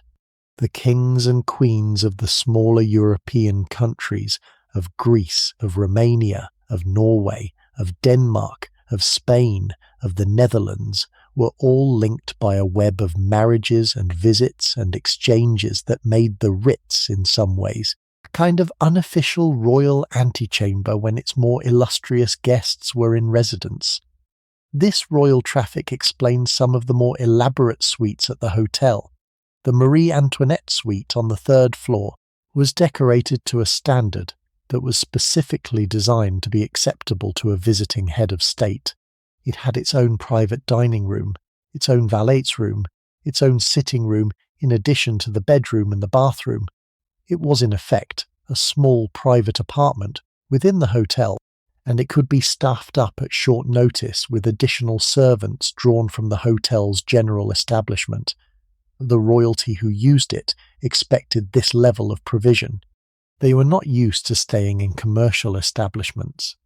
and the negotiation of how to provide them with the standard of accommodation they expected, while still operating as a public hotel for other guests, was one of the more delicate diplomatic challenges that the management dealt with on a regular basis. The hotel's success at handling this challenge was one of the major reasons it became, very quickly, the establishment of choice for European royalty visiting London on private business. The discretion of the staff was already legendary. The quality of the food was the equal of anything in any palace. The privacy was protected by physical arrangements such as separate entrances, screened corridors, and private lifts.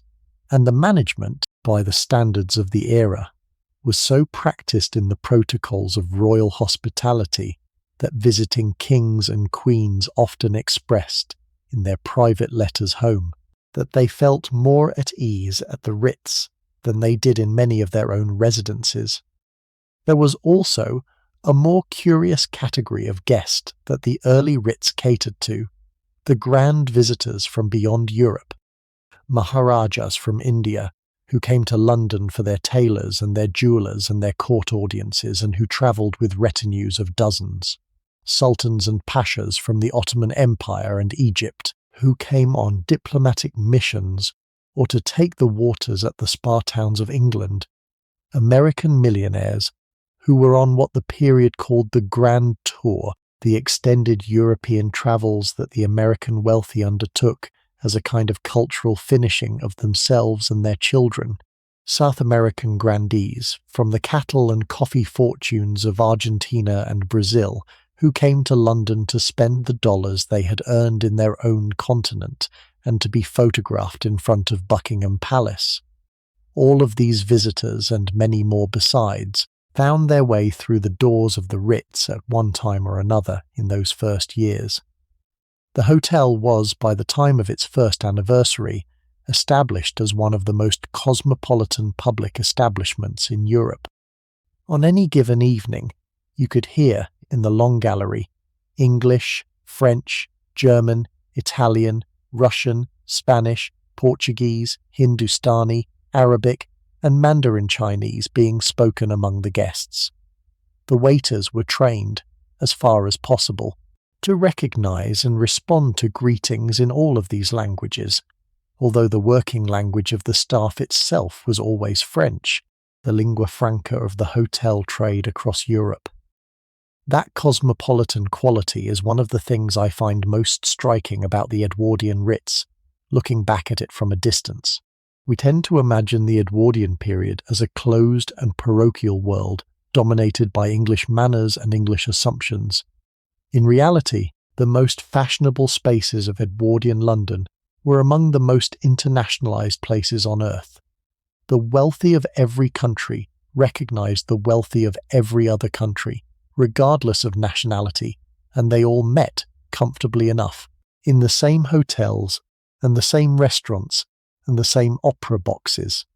There was a kind of international upper-class culture in 1906 that war and the social transformations that war produced would shatter within a generation.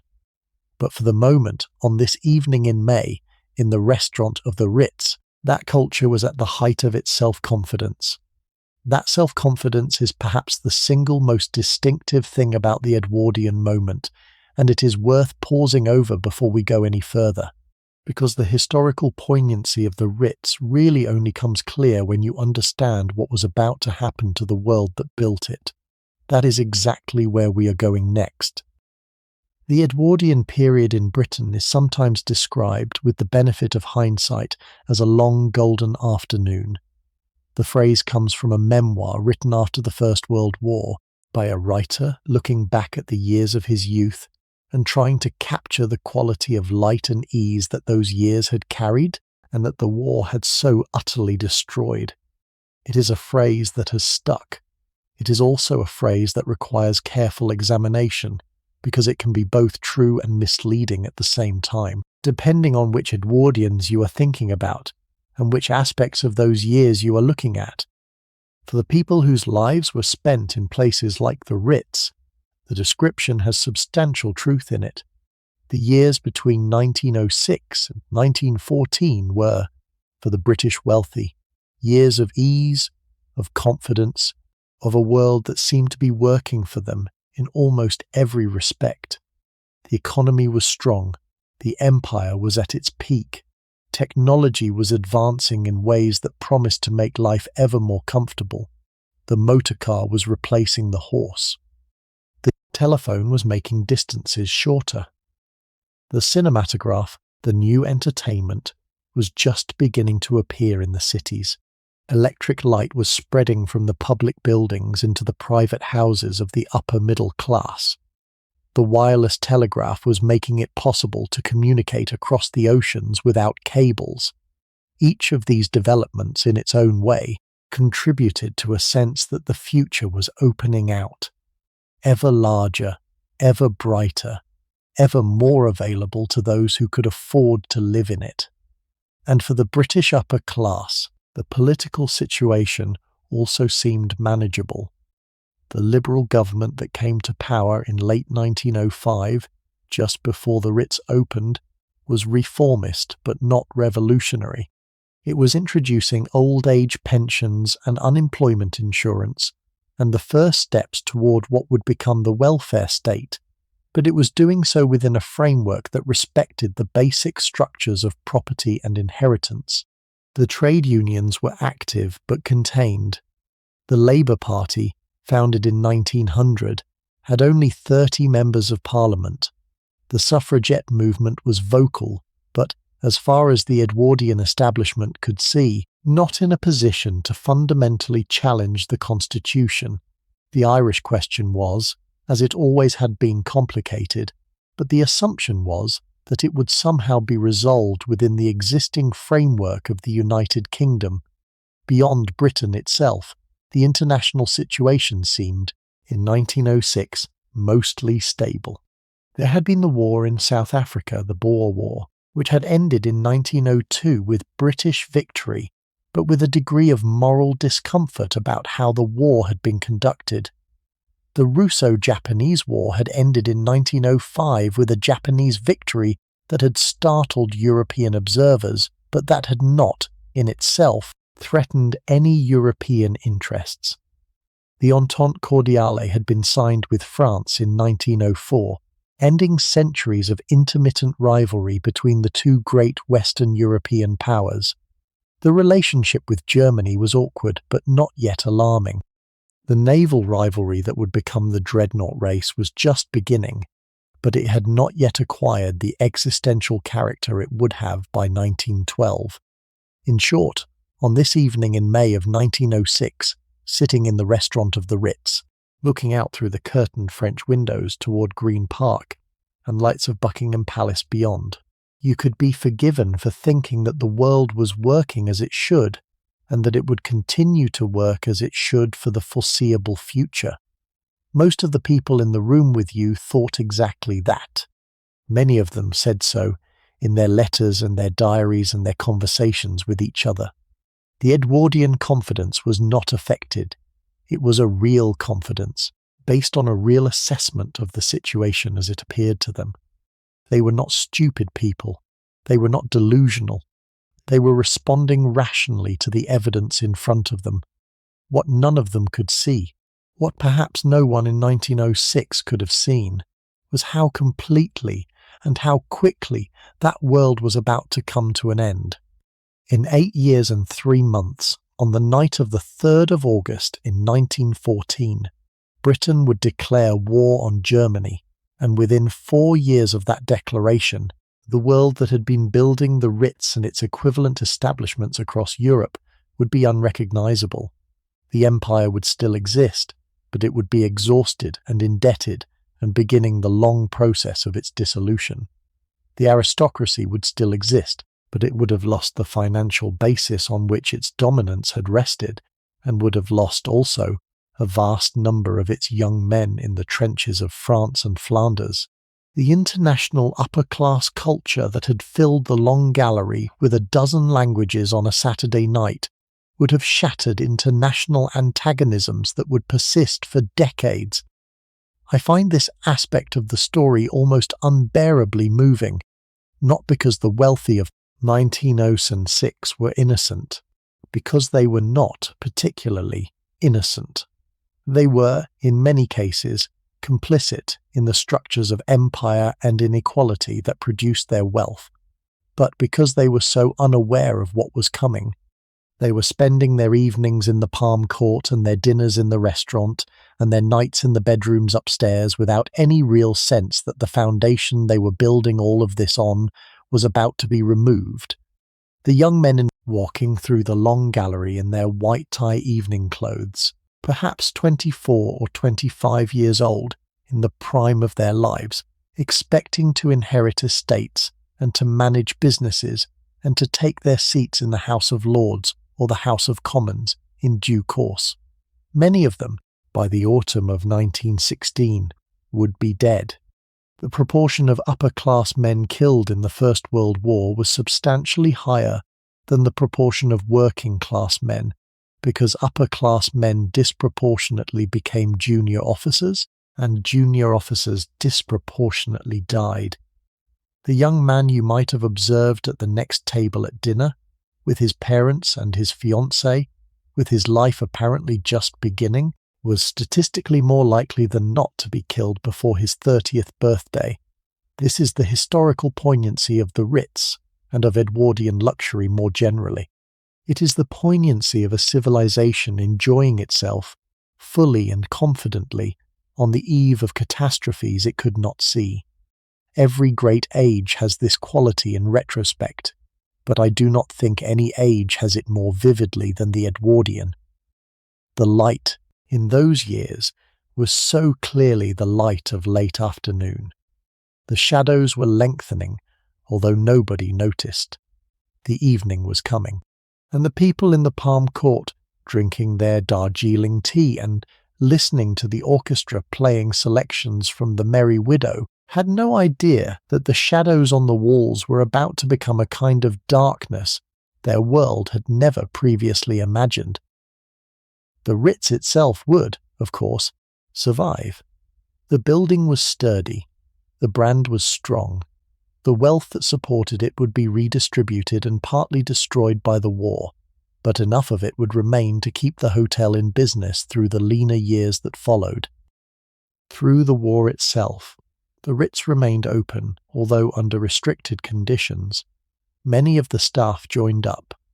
The German and Austrian waiters, of whom there had been quite a number, were interned as enemy aliens and never returned to the dining room after the war.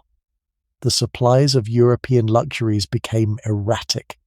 The lights were dimmed during air raids, when London was bombed for the first time in its history, by Zeppelins and later by Gotha bombers, in a foreshadowing of the more devastating bombing of the next war. But the Edwardian world that the hotel had been built to serve was gone.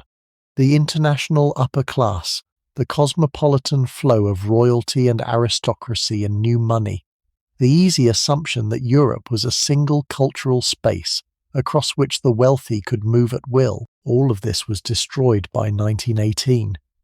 The Ritz that reopened to its full pre-war capacity in the early 1920s was a different establishment in a different world. It was still elegant. It was still expensive. It was still, in its way, a place of high social ritual. But the particular quality of confidence it had carried in those first years, from 1906 to 1914, was something that could not be reconstructed. The light had changed. There were, however, even in 1906, signs of the coming change for those who knew where to look. And I think it is worth pausing to acknowledge them, because the Edwardian period was not simply a golden afternoon. It was, in many ways, an afternoon during which storm clouds were already visible on the horizon, even if the people enjoying their tea did not yet know what those clouds contained. The naval rivalry with Germany was the most visible of these signs. In February of the year the Ritz opened, the Royal Navy launched HMS Dreadnought, a battleship so much more powerful than anything that had come before, that it rendered every other capital ship in the world obsolete overnight. Its name, very rapidly, became the generic term for any ship of its type. The construction of dreadnoughts became a national priority. Germany responded by accelerating its own naval construction. Britain responded by accelerating further. By 1912, the two countries were spending unsustainable sums on a naval arms race that would prove to be one of the major causes of the war that broke out in 1914. Anyone reading the newspapers in 1906 could see this beginning. Anyone with a serious interest in foreign affairs understood that something dangerous was developing in the relationship between Britain and Germany. But the implications, the actual probability of war, the possible scale of that war if it came, were things that very few people were prepared to think about clearly. There were, also, the labour disputes. The years between 1906 and 1914 saw a sustained increase in industrial action across Britain, with strikes by miners, dock workers, railway workers, and others. The transport strike of 1911 paralysed major cities. The miners' strike of 1912 brought a substantial part of the British economy to a halt. The trade union movement, which the Edwardian establishment had assumed would remain manageable, was demonstrating its capacity to disrupt the country in ways that the previous generation had not anticipated. The Liberal government, in response, accelerated its programme of social reform, and the People's Budget of 1909 introduced taxes on the wealthy of a kind that no previous British budget had attempted. The aristocracy fought back through the House of Lords.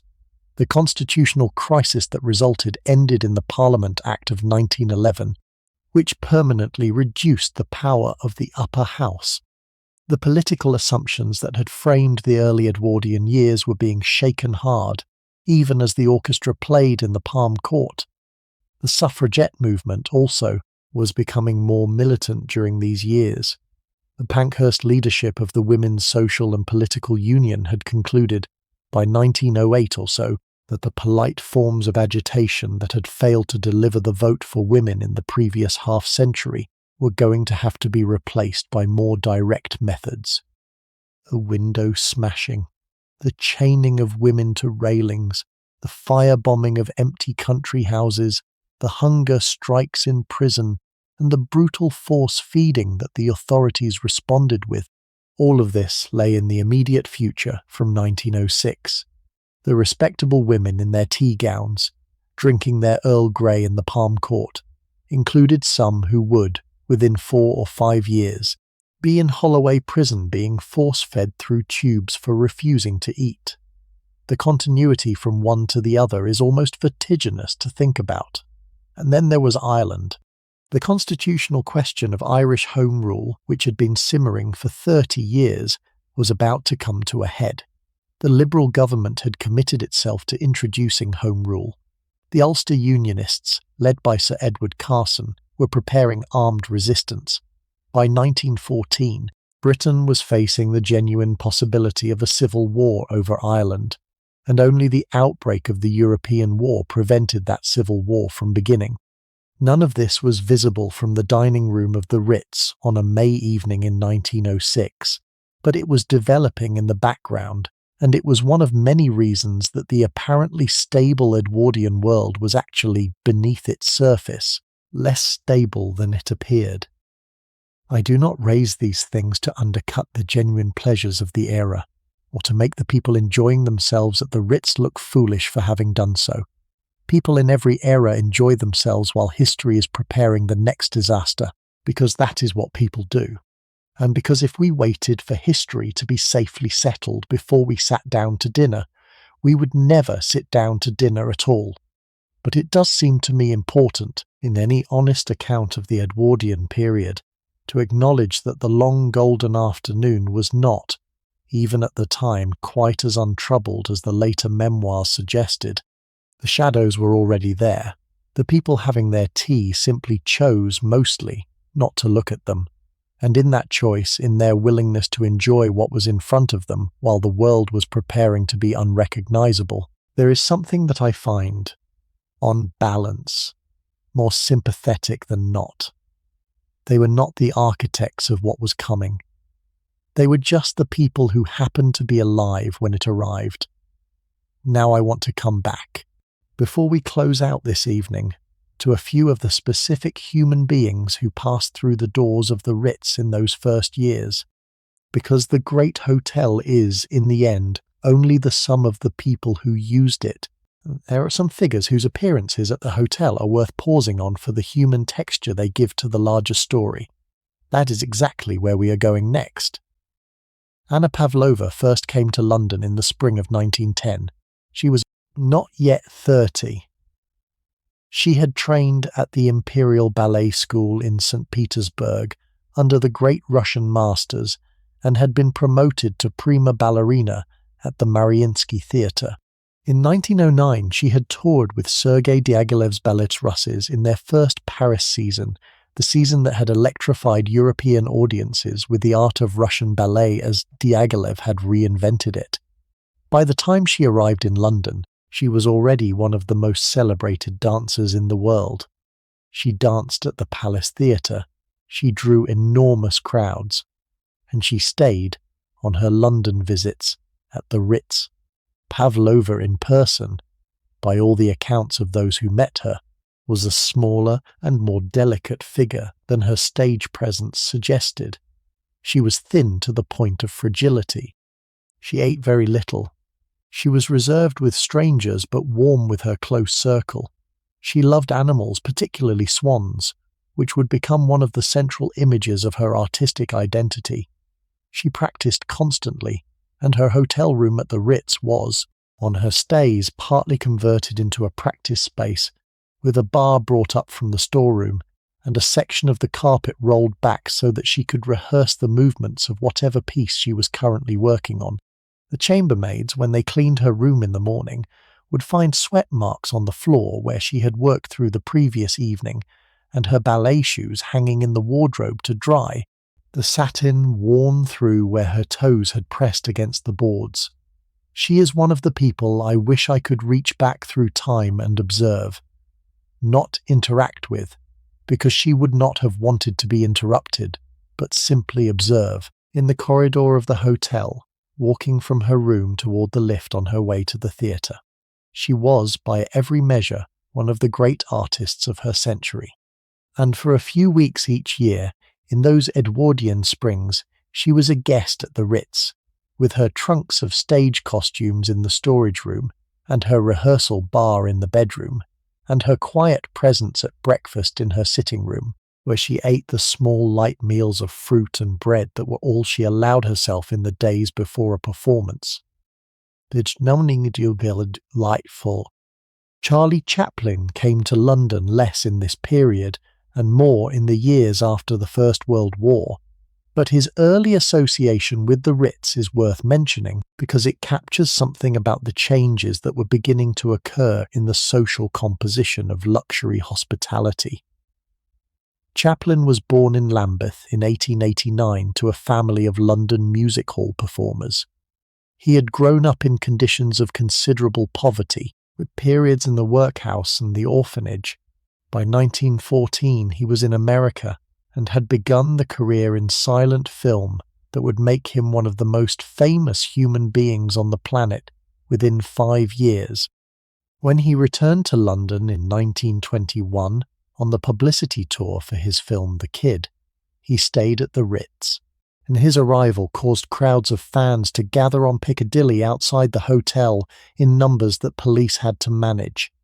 The fact that a former London street urchin, the son of a music hall family, could now command this level of attention at the most prestigious hotel in the city was a sign that the social hierarchies of the Edwardian period had been disrupted in ways that the Edwardian establishment was still adjusting to.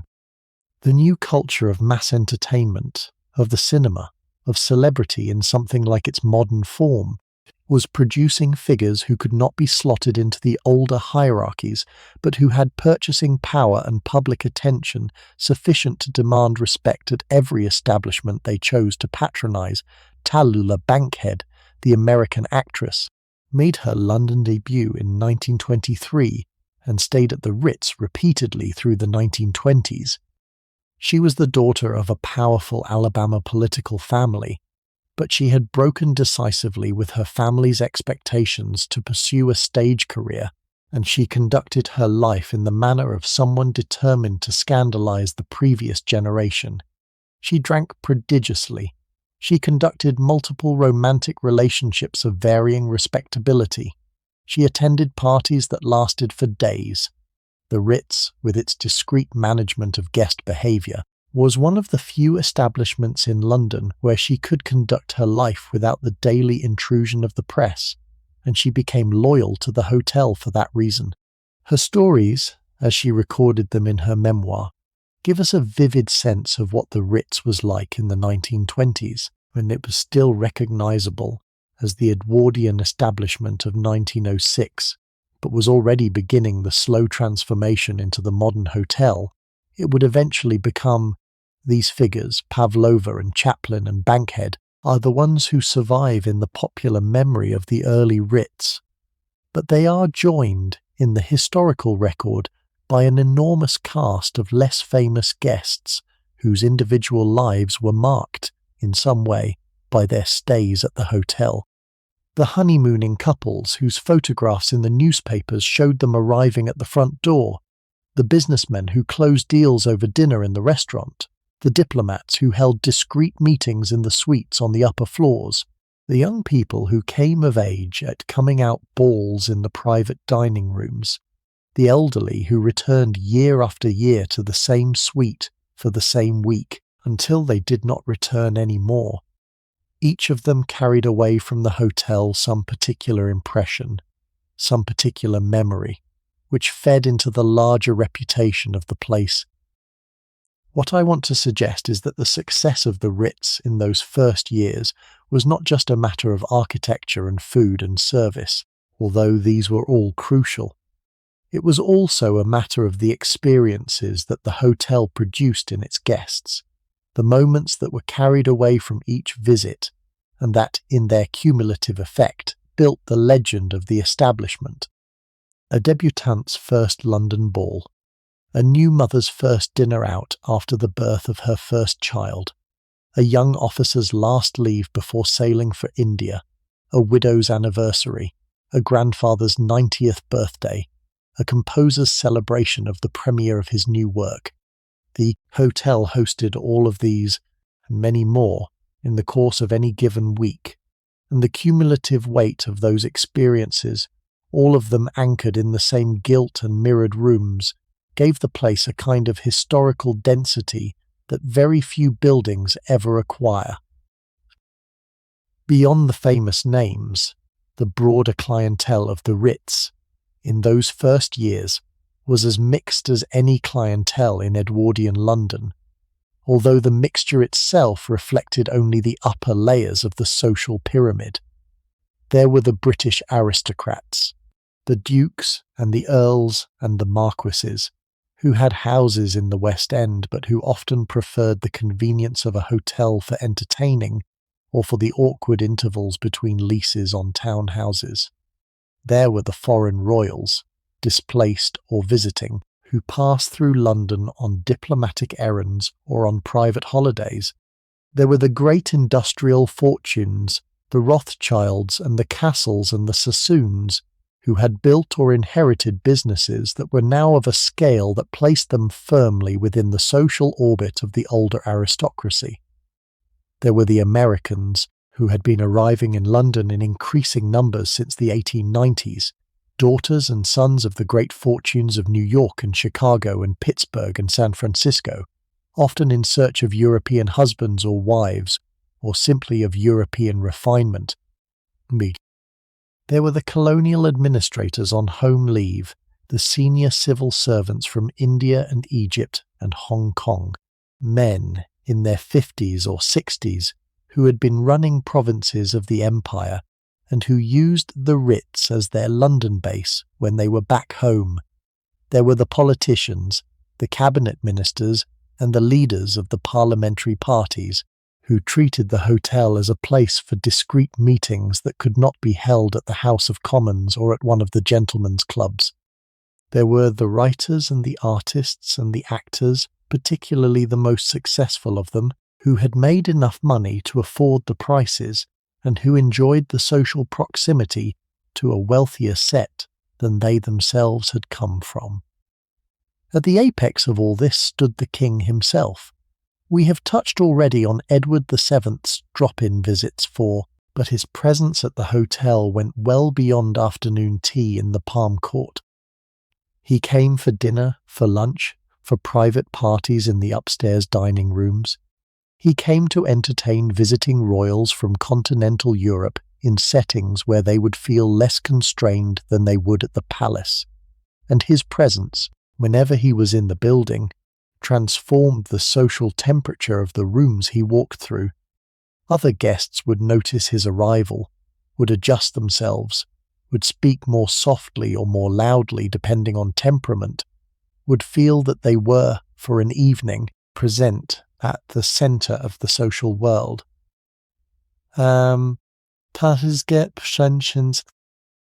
There is a story about the king that I find genuinely revealing of his relationship with the hotel. On one occasion, he had ordered a particular dish that involved truffles, and the dish was, by the standards of the kitchen, slightly undergarnished when it arrived at his table. The maître d'hôtel, who had supervised the plating personally, was distraught. The king, however, simply ate the dish without comment, and as he was leaving, he stopped at the door and remarked to the maître d'hôtel that the truffles had been excellent, and that he hoped the kitchen would feel encouraged to continue using them in such generous quantities. It was a moment of perfect tact. The king had noticed the failure. The king had also noticed that the maître d'hôtel knew about the failure, and the king had chosen to let everyone walk away with their dignity intact, and with the message subtly delivered that next time the truffles should be more generous. Edward VII died in May of 1910, 4 years after the hotel opened. His death was a moment of national mourning, but it was also, in a quieter sense, a moment of deep concern for the hotel that had so closely associated itself with his patronage. Would the new king, George V, continue the relationship?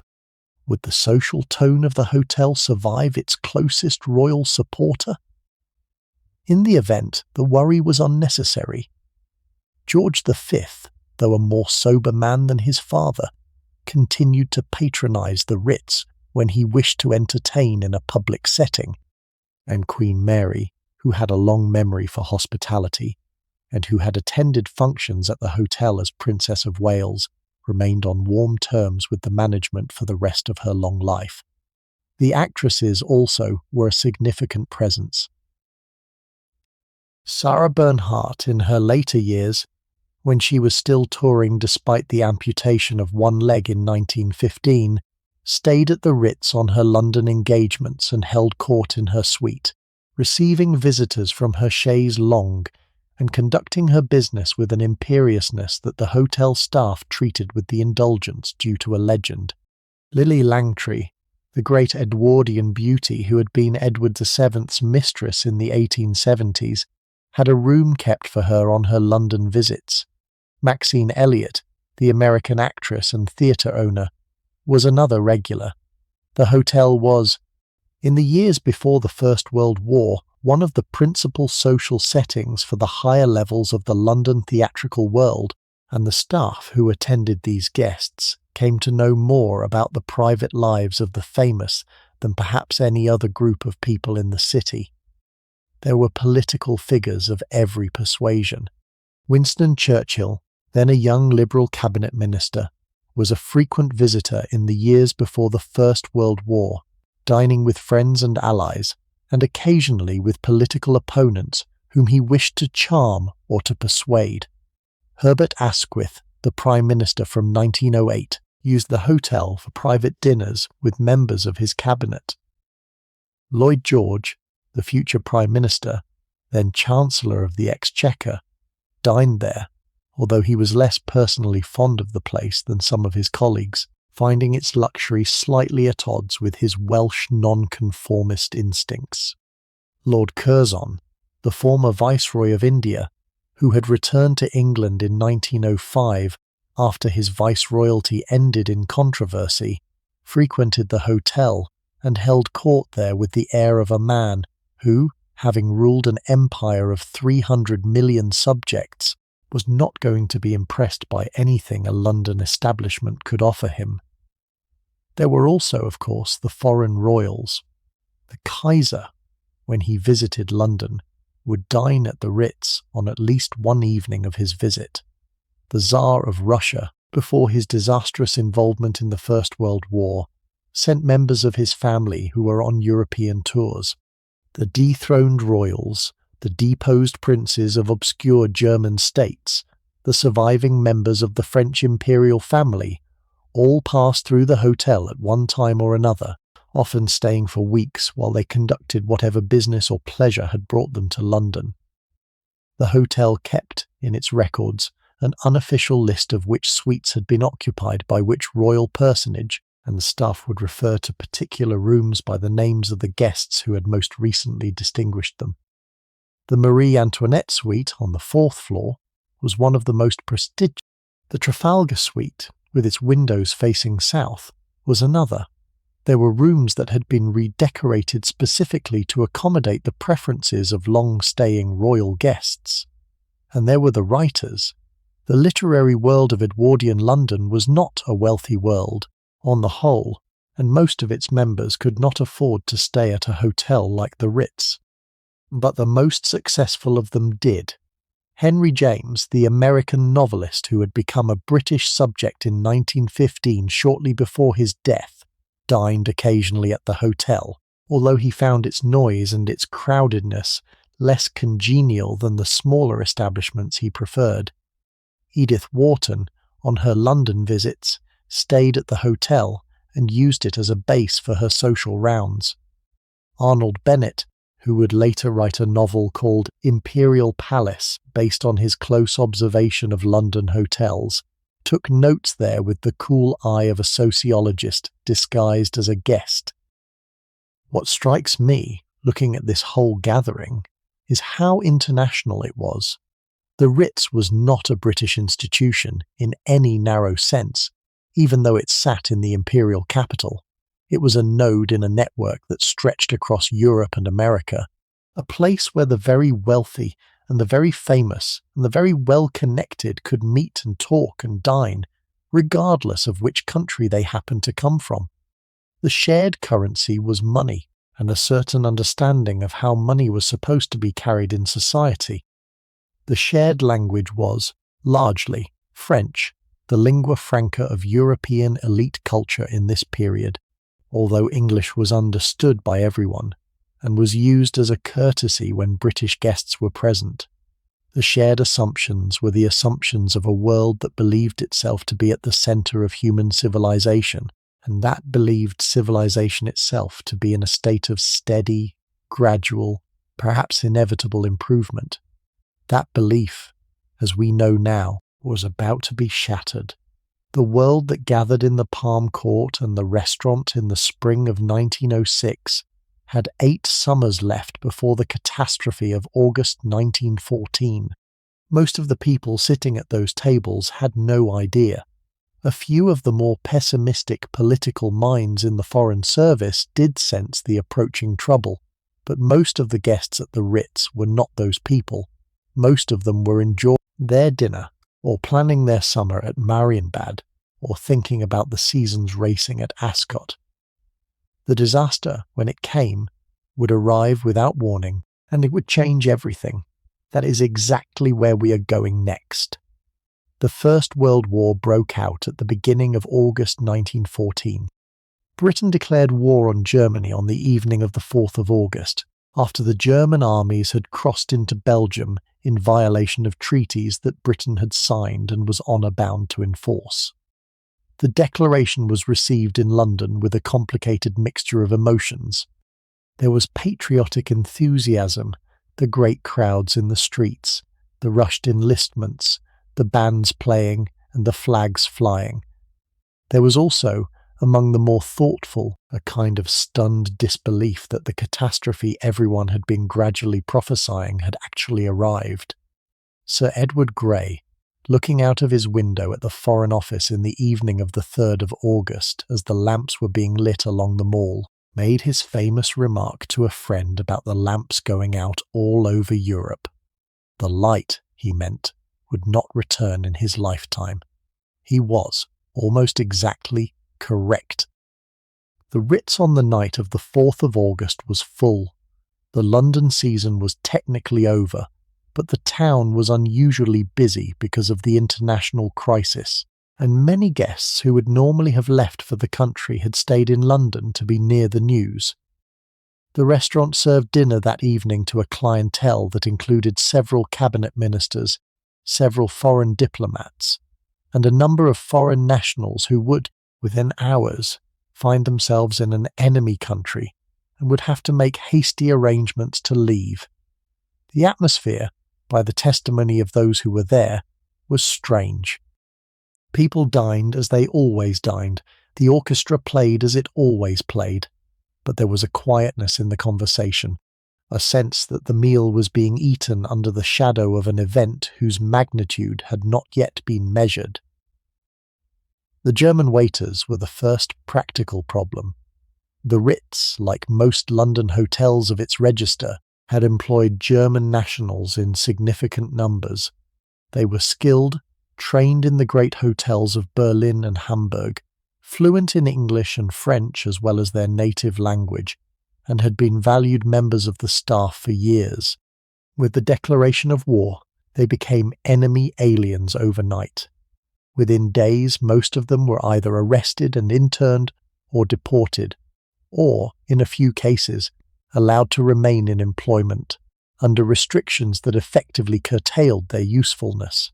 The hotel lost, in a single week, perhaps a fifth of its waiting staff, and had to scramble to replace them with Frenchmen and Italians and Belgians and Britons of various backgrounds. The replacement was never quite complete. The standard of service, by the testimony of guests, slipped slightly during the war years, although the management worked hard to maintain it. The clientele changed, too. The German and Austrian guests, of course, disappeared entirely. The Russian guests dwindled, particularly after the Russian Revolution of 1917 cut off most of the wealthy Russians who had been regular visitors. The American guests, in the early years of the war, became more important than they had ever been before, since neutral America was in some ways the only major market still able to send tourists to an Europe at war. After American entry into the war in April 1917, the American guests became, in addition, a significant component of the official clientele, with American officers and diplomats and government officials passing through London in numbers that the city had never seen before. The British guests changed in their composition. The young men who had filled the dining room in 1913 were, in many cases, now in uniform, and many of them were dead or wounded by 1916. The clientele became older, more female, more middle-aged. The atmosphere became, inevitably, more sober. There were no balls held in the upstairs banqueting rooms during the war years. There were no debutante parties. There were no engagement dinners on the scale of the pre-war years, because so many of the young men who would have been the bridegrooms were absent or dead. The hotel adapted itself to a different kind of clientele, more political, more military, more concerned with the news from the front than with the news from the racecourse. Air raids came to London for the first time in 1915, with German Zeppelins crossing the North Sea and dropping bombs on the city. Later in the war, fixed-wing bombers replaced the airships. The damage to London was, by the standards of subsequent wars, modest, but it was psychologically significant. London had not been bombed before in any meaningful sense. The realization that the city was now within reach of enemy attack changed the way Londoners thought about their security, and changed the way the hotel thought about its guests. Blackout regulations were enforced. The chandeliers were dimmed. Heavy curtains were drawn at sunset. The hotel operated, particularly in the second half of the war, in a state of semi-darkness that contrasted painfully with the gleaming light of its first years. There were specific incidents that the hotel staff, in later years, remembered with particular vividness. A bomb fell in Green Park during a Zeppelin raid in 1915, perhaps 200 yards from the hotel, and the windows of the restaurant rattled but did not break. A guest who had been dining at the time, a senior Royal Navy officer, was said to have remarked that the cooking was so good he had not noticed the bomb until the woman at the next table screamed. The story may be apocryphal. The reality of London under bombardment was for most of those who lived through it considerably less amusing. The personal toll on the staff was substantial. Many of the younger men who worked at the hotel as porters and bellboys and busboys joined the army, either as volunteers in the early years or as conscripts after 1916. A significant number of them were killed. The hotel kept, after the war, a memorial in one of the staff areas listing the names of the staff members who had died in the conflict.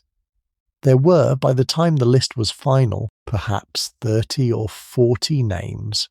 Boys who had been carrying suitcases up to bedrooms in 1913 had by 1918 been killed in France or Flanders or the Middle East. The hotel mourned them quietly, in the way the hotel did everything quietly. But they were mourned. The end of the war, in November 1918, brought a strange kind of celebration to the Ritz.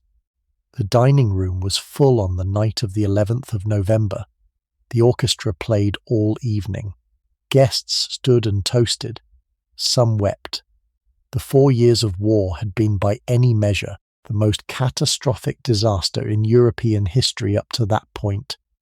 The total of the dead on all sides was approaching 10 million. The wounded numbered perhaps 20 million more.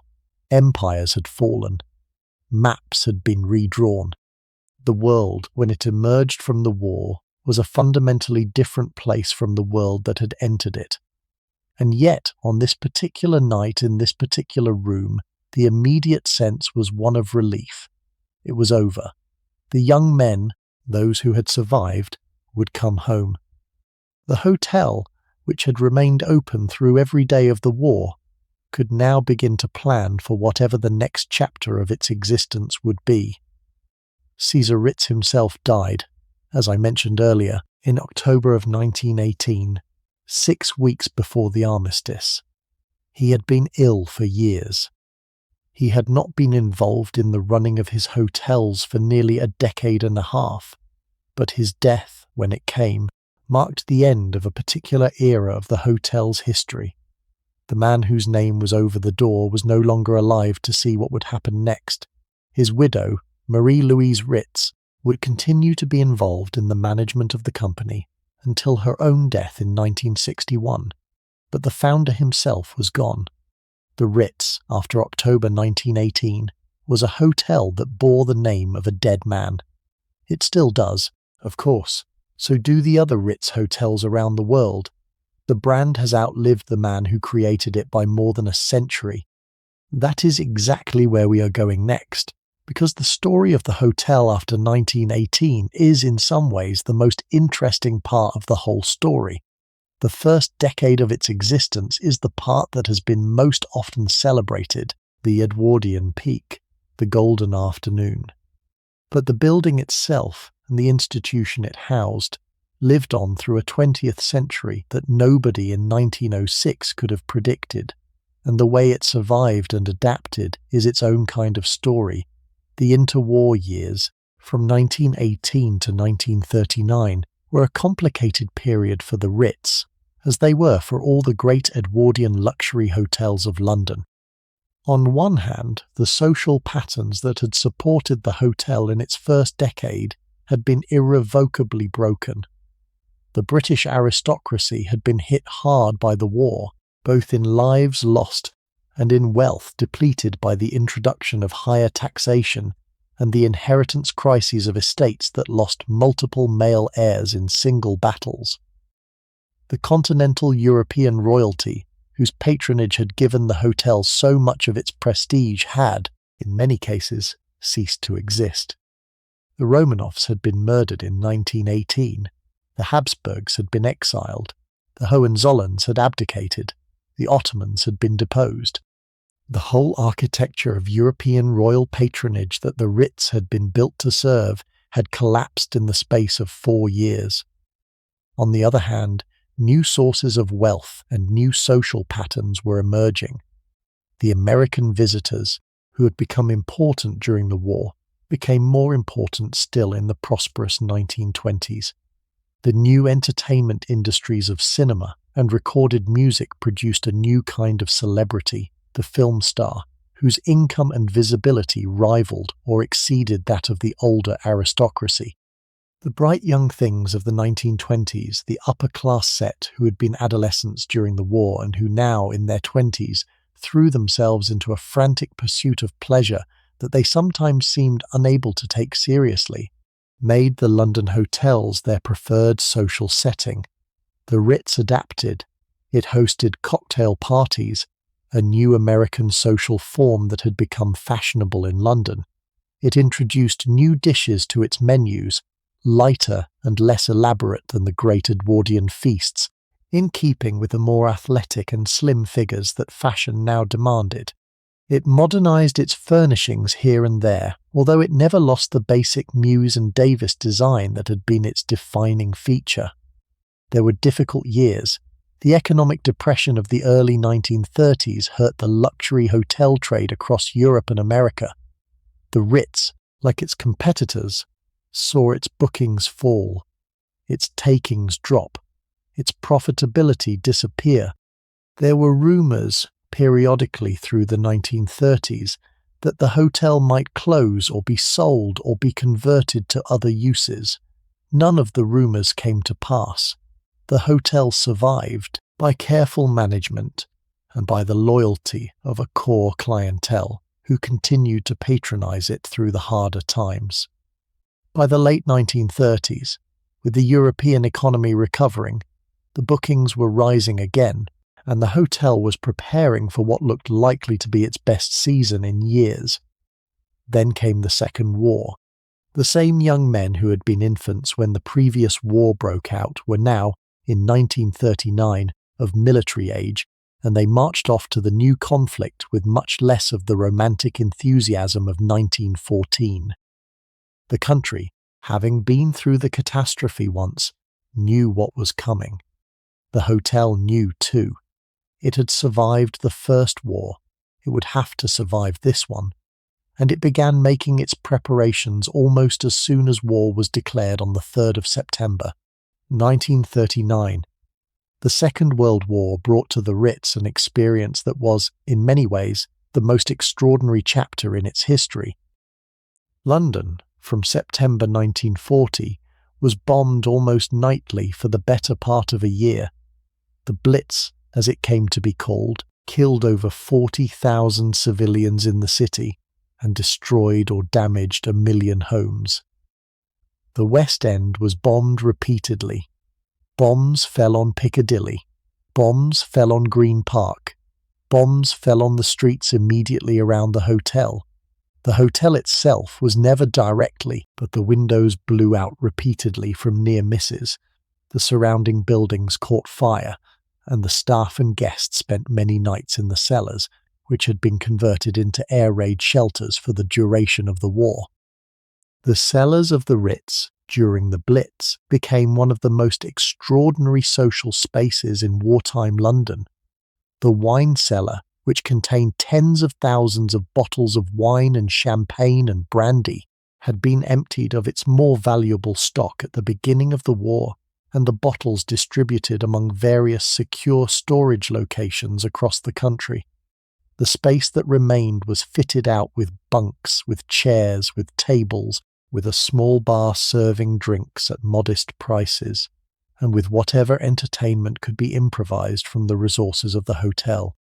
The orchestra, when it was not playing in the Palm Court, often played in the cellars during raids.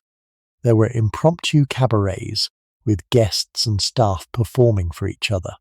There was an atmosphere of, in the strange phrase that became attached to the period, defiant gaiety. People who would never have spoken to each other in normal times found themselves drinking together in the cellar of the Ritz at 3 a.m. while the bombs fell on Piccadilly above. The wartime clientele of the hotel was perhaps the most varied in its history. The royal family did not stay there, since they remained at Buckingham Palace for most of the war as a matter of national symbolism. But almost every other significant figure of the war passed through the hotel at one time or another. Winston Churchill, by then Prime Minister, dined at the Ritz on numerous occasions throughout the war, often in private rooms upstairs, where he could meet with foreign visitors or with his own ministers in confidence. Charles de Gaulle, the leader of the Free French, who lived in London from 1940, used the hotel as a regular meeting place. General Eisenhower, when he arrived in London to take command of Allied forces in Europe, met with Churchill at the hotel on more than one occasion. Roosevelt's special envoy Harry Hopkins stayed there during his famous mission of January 1941. The whole machinery of Allied wartime cooperation rotated, again and again, through the public and private rooms of the hotel. There is one wartime story I particularly love about the Ritz, because it captures something about the resilience of the institution under the most extreme circumstances. On a particular night during the Blitz, with bombs falling close by, the dining room continued to serve dinner. The blackout curtains were drawn. The chandeliers were dim. The orchestra played softly in a corner. A bomb fell in the street outside, close enough that the windows of the dining room rattled visibly, and the chandeliers swayed. The guests at the tables did not, by all accounts, react in any visible way.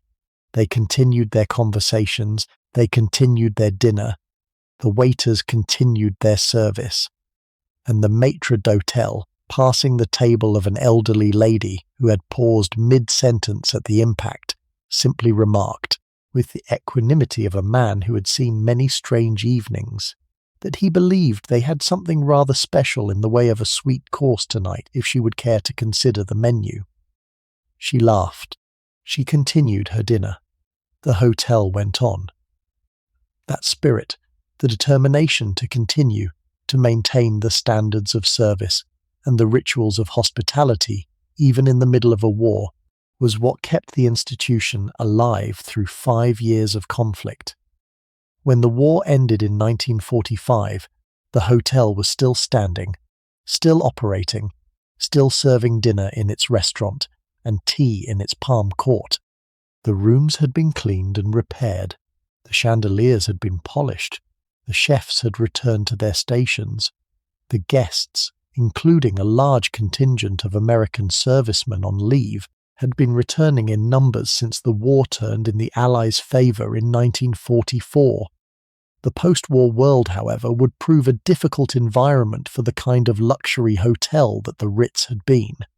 The British economy emerged from the war effectively bankrupt, having spent its entire wealth on the conflict, and having lost, in addition, much of its trading position in the world. The currency was weak. Foreign exchange was rationed. The British clientele who had supported the hotel before the war could no longer afford to do so on the scale that had once been routine. The taxation system, which had become increasingly redistributive during and after the war, made the maintenance of large fortunes far more difficult than it had been in the Edwardian period. The age of the great London luxury hotels, the age that had begun in the 1880s with the opening of the Savoy, and had peaked in the years before the First World War, was, by the late 1940s, visibly drawing to a close. The Ritz survived this period, but only just. Its takings fell. Its profitability disappeared for years at a time. Its furnishings, which had been carefully maintained through the war, began to show their age in ways that made it impossible to disguise. The building itself, magnificent as it was now nearly 50 years old, and the systems that had been state-of-the-art in 1906, the central heating and the plumbing and the lifts and the wiring, were now obsolete and increasingly unreliable. By the 1960s, the hotel was in many respects faded. It was still beautiful. It was still operating. But it was no longer the most fashionable establishment in London, and it was no longer attracting the kind of clientele that had made it famous. The decades that followed brought changes of ownership, periods of neglect and periods of restoration, ambitious renovations and corner-cutting compromises. The Trafalgar House Group bought the hotel in 1976 from the previous owners. The Barclay brothers acquired it in 1995 and undertook a comprehensive 10-year restoration that, by all accounts, returned the building to something close to its original condition, while also installing the modern systems that the 21st century luxury traveller expected. The hotel today, in the 2020s, is again at the top rank of London's establishments, though it operates in a market and a culture that has almost nothing in common with the world it was built to serve. What endures after all this is the building itself. The pale Portland stone facade looks out onto Piccadilly that looked out in 1906. The colonnade runs along the ground floor. The chandeliers, restored and rewired but original in their basic substance, hang in the long gallery and the palm court. The same Muse and Davis interiors, with their gilt and their painted ceilings and their inlaid marble floors, receive the guests who walk in from the wet pavement on a rainy evening, exactly as they did when the building was new. The hotel is, more than most buildings of its age, a kind of time machine. To step inside it, even today, is to step into a space that has been deliberately preserved as a working monument to a particular moment of Edwardian elegance. That is the larger story of the Ritz. But before we let you fall asleep, I want to come back to that one specific evening in May of 1906 with which we began, because there is something about thinking through that evening, in the context of everything that came after it, that I find genuinely moving. That is exactly where we are going next, in this final stretch of our story. You have finished your dinner. You have walked back through the long gallery, past the same chandeliers and the same mirrors and the same gilt furniture.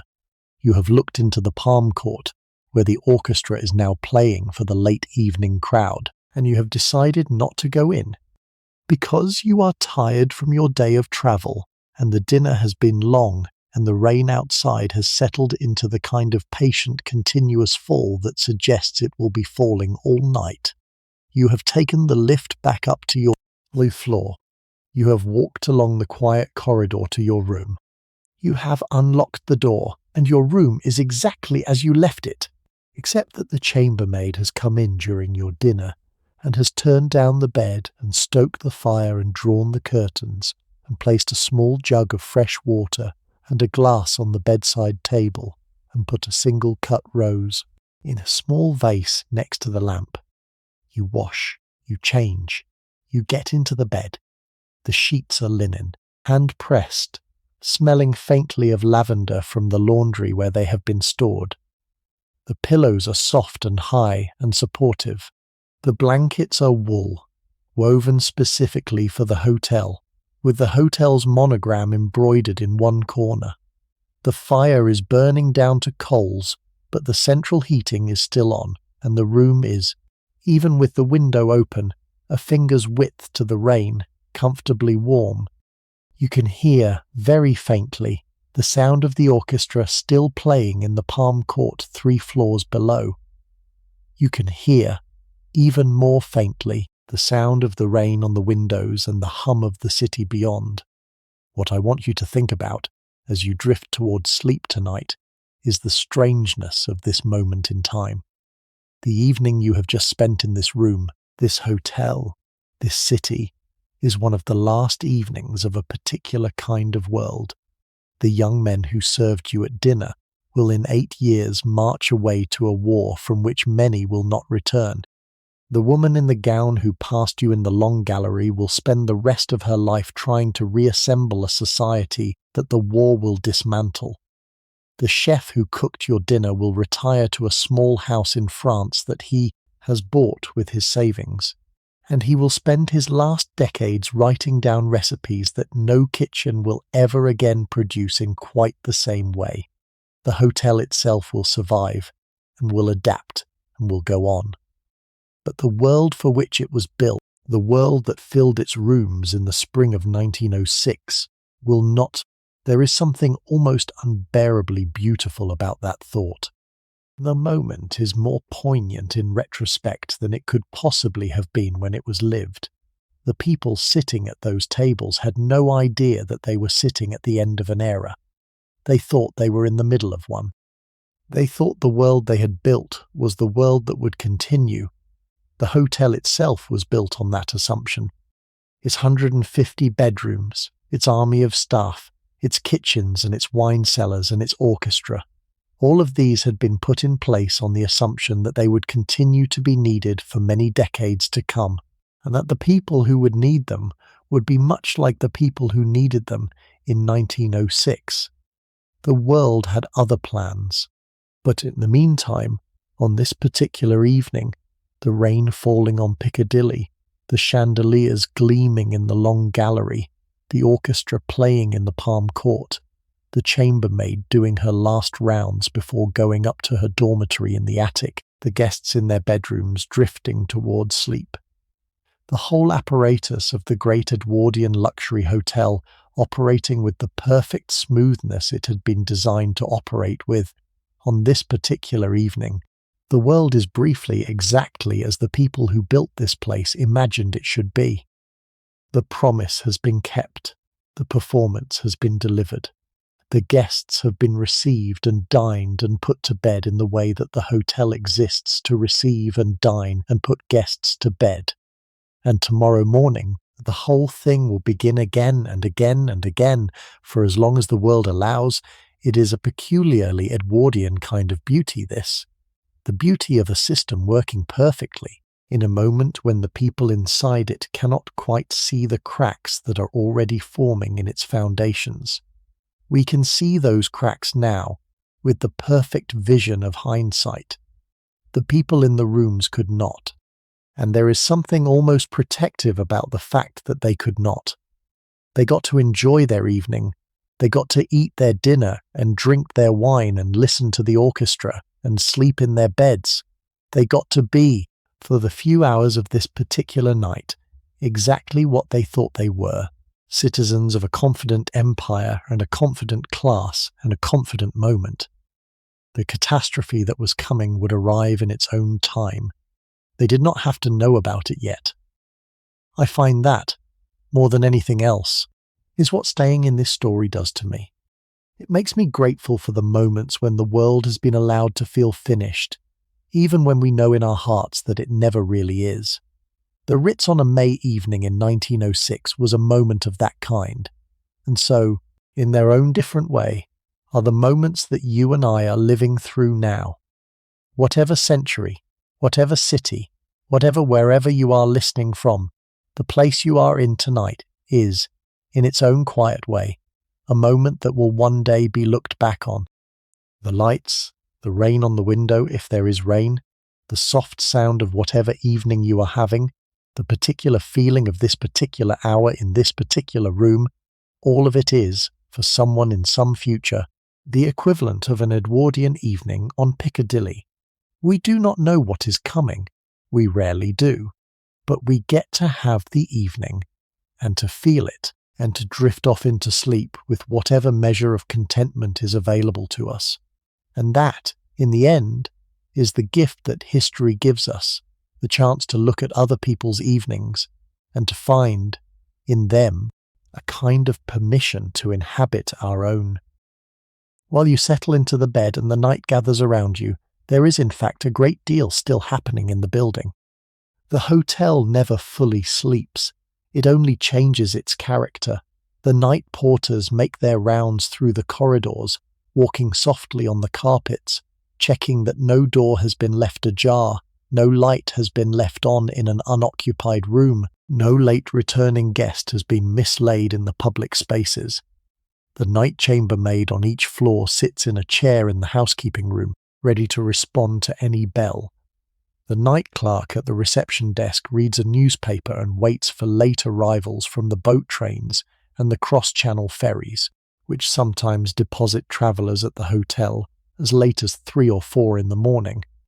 The night manager, in his office behind the reception, reviews the arrangements for the following day, the arrivals expected, the special requests that have come in by telegram from guests already on their way. In the kitchen, a skeleton staff continues working. The pastry cooks are preparing the breakfast pastries, the croissants and the pains au chocolat and the brioches, which need to be baked just before serving so that they arrive at the table fresh from the oven. The bakers are working on the breads, the white loaves and the brown loaves, and the rolls of various kinds, which will be ready for the staff dining room at 5 and for the guests' breakfast service at 7. The night larder cook is preparing the cold things that will be needed in the morning.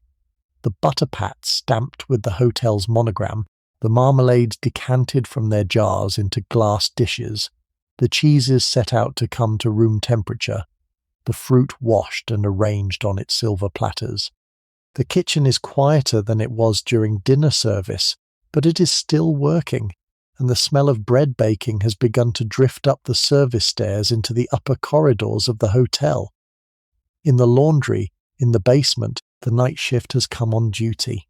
The Ritz's laundry was, in 1906, one of the largest single laundry operations in London. It washed, every day, the bed linen for 150 rooms, the towels, the table linen for the restaurant and the Palm Court, the staff uniforms, and a substantial volume of guest laundry that was sent down to the housekeeping department for cleaning. The work was done by hand and by machine, with copper boilers heating water to the temperature required for the various fabrics, with mangles for wringing the wet items, with ironing tables where each piece was pressed flat by women who specialized in particular kinds of work. The starch room produced the stiffened linen for the dining tables. The folding room produced the precisely folded sheets and pillowcases that would be returned to the linen cupboards on each floor. The pressing room produced the gentlemen's shirts and the ladies' gowns that had been sent down by the valet and the ladies' maid earlier in the evening. The laundry workers were, in many ways, the least visible of all the hotel's staff. They worked underground, in conditions of substantial heat and humidity. They were almost all women, supervised by a head laundress who reported to the housekeeper. They were paid less than the chambermaids upstairs, and their work was, by every account, more physically demanding. But the operation they ran was essential to the functioning of the hotel, because the standard of cleanliness that the guests upstairs took for granted depended entirely on the volume of laundry that could be processed in the basement each night. Without the laundry, no clean sheets the next morning. Without clean sheets, no fresh beds to receive the next round of guests. The whole apparatus of luxury was built on this invisible foundation of women working through the night in the basement, and it is worth remembering them, even briefly, as you settle into your laundered linen sheets in the room above. Outside, on Piccadilly, the city is moving toward the deepest hours of the night. The hansom cabs have mostly gone home. The omnibuses have stopped running. The shops in the arcades along the Piccadilly frontage have long since closed and shuttered. The night watchmen of the great commercial, the buildings are walking their rounds.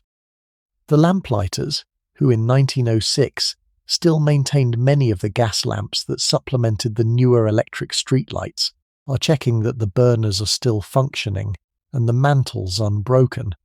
The few people still moving on the streets are the ones whose business is night work.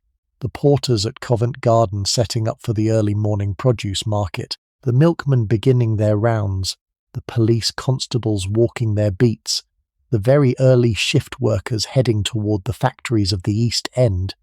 In the hotel, your room is now still. The fire has gone out completely, leaving only the very faint smell of burned coal and the residual warmth of the brick of the chimney breast. The curtains move just a little in the slight movement of air from the chimney.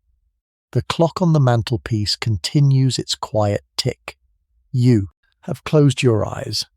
Although you are not yet quite asleep, you are at that border state between waking and sleeping, when the consciousness softens and the attention drifts and the mind makes its strange associations between the events of the day and the half-remembered things of the past and the not yet articulated dreams of the night to come.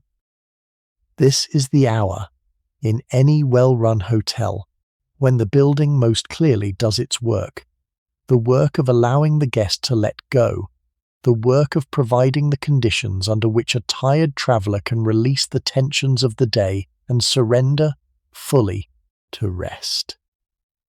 It is harder than it sounds. Most hotels, in most periods, fail to provide it. Most hotels are too noisy, too cold, too uncomfortable, too unfamiliar in some critical way that prevents the guest from achieving the state of unconsciousness that is, in the end, the whole purpose of having a bedroom in the first place. The Ritz, by every account that survives, did this part of its work as well as any hotel ever has.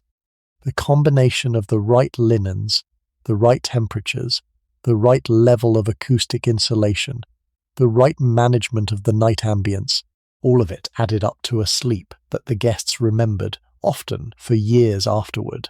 They wrote about it in their diaries. They mentioned it in their letters.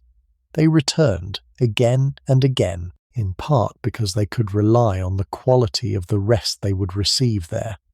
You drift, finally, into proper sleep. The hotel continues around you. The bakers in the kitchen turn the bread out of the ovens. The laundry women in the basement fold the last of the previous day's sheets. The night porter on your corridor pauses outside your door, listens for a moment to make sure all is well, and continues on his rounds. The clock on your mantelpiece marks the passing hour. The light in the hall outside your door is dimmed for the night. The whole building, with its 400 staff and its 150 guests, is now in the deep middle of its nightly rhythm. By dawn, the rhythm will quicken again. The kitchen brigade will arrive in numbers. The day porters will replace the night porters. The chambermaids will begin their morning rounds, although not on the corridors where guests are still sleeping. The reception will start to receive the morning's first arrivals. The newspapers will be delivered. The post will arrive. By 8 in the morning, when you wake up to the sound of someone outside your door bringing breakfast on a trolley, the whole apparatus will be in full motion again, and the day will begin, and the rituals of the previous evening will repeat themselves, with new guests in new rooms, in patterns that will continue to unfold for as long as the hotel continues to operate. The Ritz, it is worth saying, has continued to operate from that opening day in May of 1906 to the present moment, with only short interruptions during periods of war damage and renovation. The building you are sleeping in tonight, in our imagined visit to 1906, is the same building that exists in the same place in the present day. The long gallery is still there. The palm court is still there. The restaurant is still there, with its painted ceiling and its French windows onto Green Park. The bedrooms have been refurbished many times, but the basic plan of the building, the way the rooms are arranged on the upper floors, the network of service corridors and back stairs, all of this is essentially as Muse and Davis designed it in 1904. The hotel passed through several ownerships during the 20th century, including a long period under the Trafalgar House Group and, since 1995, under the Barclay Brothers, the British businessmen who restored it to a level of luxury comparable to its original standard. The traditions of service, although the army of staff has been considerably reduced from the 400 of 1906, are maintained at a level that older guests still recognise. The Palm Court still serves afternoon tea on tiered silver stands, with the sandwiches and the scones and the pastries arranged exactly as they were arranged in 1906. The orchestra, although now generally a pianist or a small ensemble rather than the larger group of the original years, still plays through the tea hour. The dress code in the restaurant is still maintained. The discretion of the staff is still legendary. Some things, however, have changed substantively. The class system that produced the original staff structure has dissolved. The pool of skilled French and Swiss hotel professionals that the original Ritz drew from has thinned. The cost of operating a hotel of this kind, in the heart of central London, has risen to levels that even the wealthy of the present generation sometimes find startling. The clientele itself has changed. The European royalty has mostly gone. The American heiresses are no longer a recognizable category. The British aristocracy has been replaced, as the dominant guest population, by a more international group of the very wealthy from a wider range of countries, including the new fortunes of Asia and the Middle East and Russia and Latin America that did not exist in 1906. But the building stands.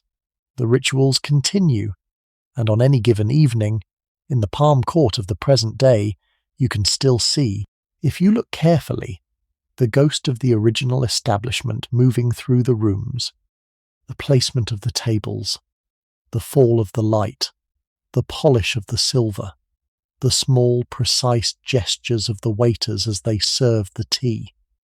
All of these connect the present moment to the moment of opening in 1906, and to all the evenings between, in an unbroken chain of practice that very few establishments in any industry have managed to maintain.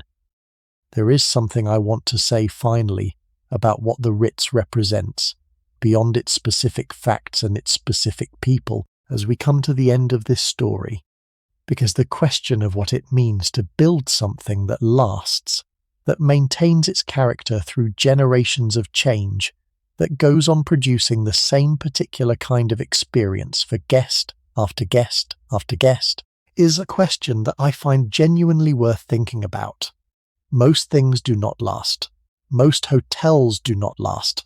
Most restaurants do not last. Most great enterprises of any kind do not last. They open, they have their period of fashion, they decline, they close, they are replaced by something else. This is the natural course of commercial enterprises in a market economy, and it is also the natural course of social institutions in a changing society. The Ritz has lasted, and what is more, it has lasted while remaining recognizably itself. The hotel that received Edward VII for tea in 1906 is the same hotel that receives the celebrities and the heads of state and the wealthy travellers of today. The continuity is not perfect. Of course it is, but it is real, and it is rare. The reason, I think, is that the original founders, Ritz and Muse and Davis and Escoffier and the others, took such enormous care over the basic propositions of the hotel that they produced something that did not need to be reinvented when fashions changed. The standards they set were, in many ways, the absolute highest standards available in their era. The bedrooms were as comfortable as bedrooms could be made in 1906. The kitchen was as well organised as kitchens could be made in 1906. The service was as attentive as service could be made in 1906. They reached the ceiling of what was achievable in their time, and that ceiling, it turns out, was high enough that subsequent generations have been able to continue working within it without needing to demolish what was there and start over. There is a lesson in that, I think, for anyone interested in how human enterprises endure. You cannot build for the future by trying to predict what the future will want. You can only build, as well as you possibly can, for the present. and trust that the future will find what you have made still useful. The Ritz was built in 1906 for the Edwardian moment. It has lasted in part because the Edwardian moment cared so deeply about quality that the quality has continued to register in subsequent eras as something worth preserving. The other thing, and this is harder to put into words, is that the Ritz was built around the idea of the guest, not the staff, not the architecture, not the cuisine, the guest. Every decision in the original conception was made with reference to the question of how it would affect the experience of the person paying to stay there. The bathroom in every room, the fire in every grate, the chambermaid who knew your preferences, the porter who carried your bag, the doorman who recognized you on the second visit, the waiter who remembered your wine. All of these were calibrated to the goal of producing a guest experience that, in its consistency and its attentiveness and its dignity, exceeded what any other hotel could offer.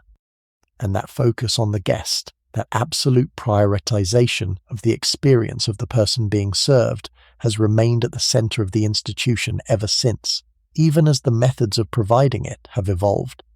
The chambermaid who turned down your bed tonight is, in this sense, the heir to Marie Reiklin, a Swiss housekeeper of the original era. The chef in the kitchen is the heir to the chefs trained by Escoffier. The maître d'hôtel is the heir to the maître d'hôtel of 1906. The whole staff of the present day is operating within a tradition that was established more than a century ago, and that tradition continues to produce day after day the same essential experience that it produced when the hotel first opened. That is, in the end, what makes the Ritz worth thinking about, not just as a building, although it is a beautiful building, not just as a historical monument, although it is a substantial one, but as a working demonstration of how human institutions can be built to last when they are built well enough in the first place. The argument the original founders were making about how leisure and comfort and dignity could be organized was strong enough to outlast the world that produced it. It is still being made every evening in the rooms you have walked through tonight in your imagination, and it will, in all probability, continue to be made for as long as there are people willing to pay for the kind of experience it produces, which is to say, in all probability, for as long as there is a London at all. So that is where I want to leave you tonight, in your bed at the Ritz in May of 1906, with the rain having stopped and the lamplight reflecting on the wet pavements outside, and the clock on the mantelpiece ticking softly, and the faint sounds of the hotel settling into its night work drifting up through the corridors. The day you have been part of is over. The evening is finished. The rituals have been performed. The dinner has been eaten. The orchestra has departed. The fire has burned down. And you are at rest, in a bed that has been prepared for you, with as much care as any bed has ever been prepared for any guest, in a building that was designed to receive you, in a city that was, in those years, the largest and most prosperous and most confident in the world. Tomorrow morning, the breakfast tray will be brought to your room. The newspapers will be folded next to the coffee pot. The day will begin again. But tonight, for these last hours of darkness, you are here, in this place, in this room, in this particular evening of an era that, for a few more years, still believed in itself completely. Sleep well. The hotel will keep watch. Thank you for spending this evening with me. If any part of this story stayed with you, if something surprised you or moved you or made you think about something you had not thought about before, I would genuinely love to hear it in the comments. These stories are built on curiosity, your curiosity and mine, and the conversations that happen below the line are part of what keeps the work going. There is another evening coming, a different building, a different era, another door to open and walk through. And if you are here, you are exactly the kind of person who will want to know what is on the other side of it. Until then, rest well. The Ritz is keeping its watch over Piccadilly. The orchestra has packed away its instruments for the night, and the fire in the grate has burned down to ash. London is quiet outside the window, and the long Edwardian afternoon, with all its confidence and all its ignorance of what was coming, continues, for a few more hours, to hold itself together in the gilt rooms of one of the greatest hotels ever built.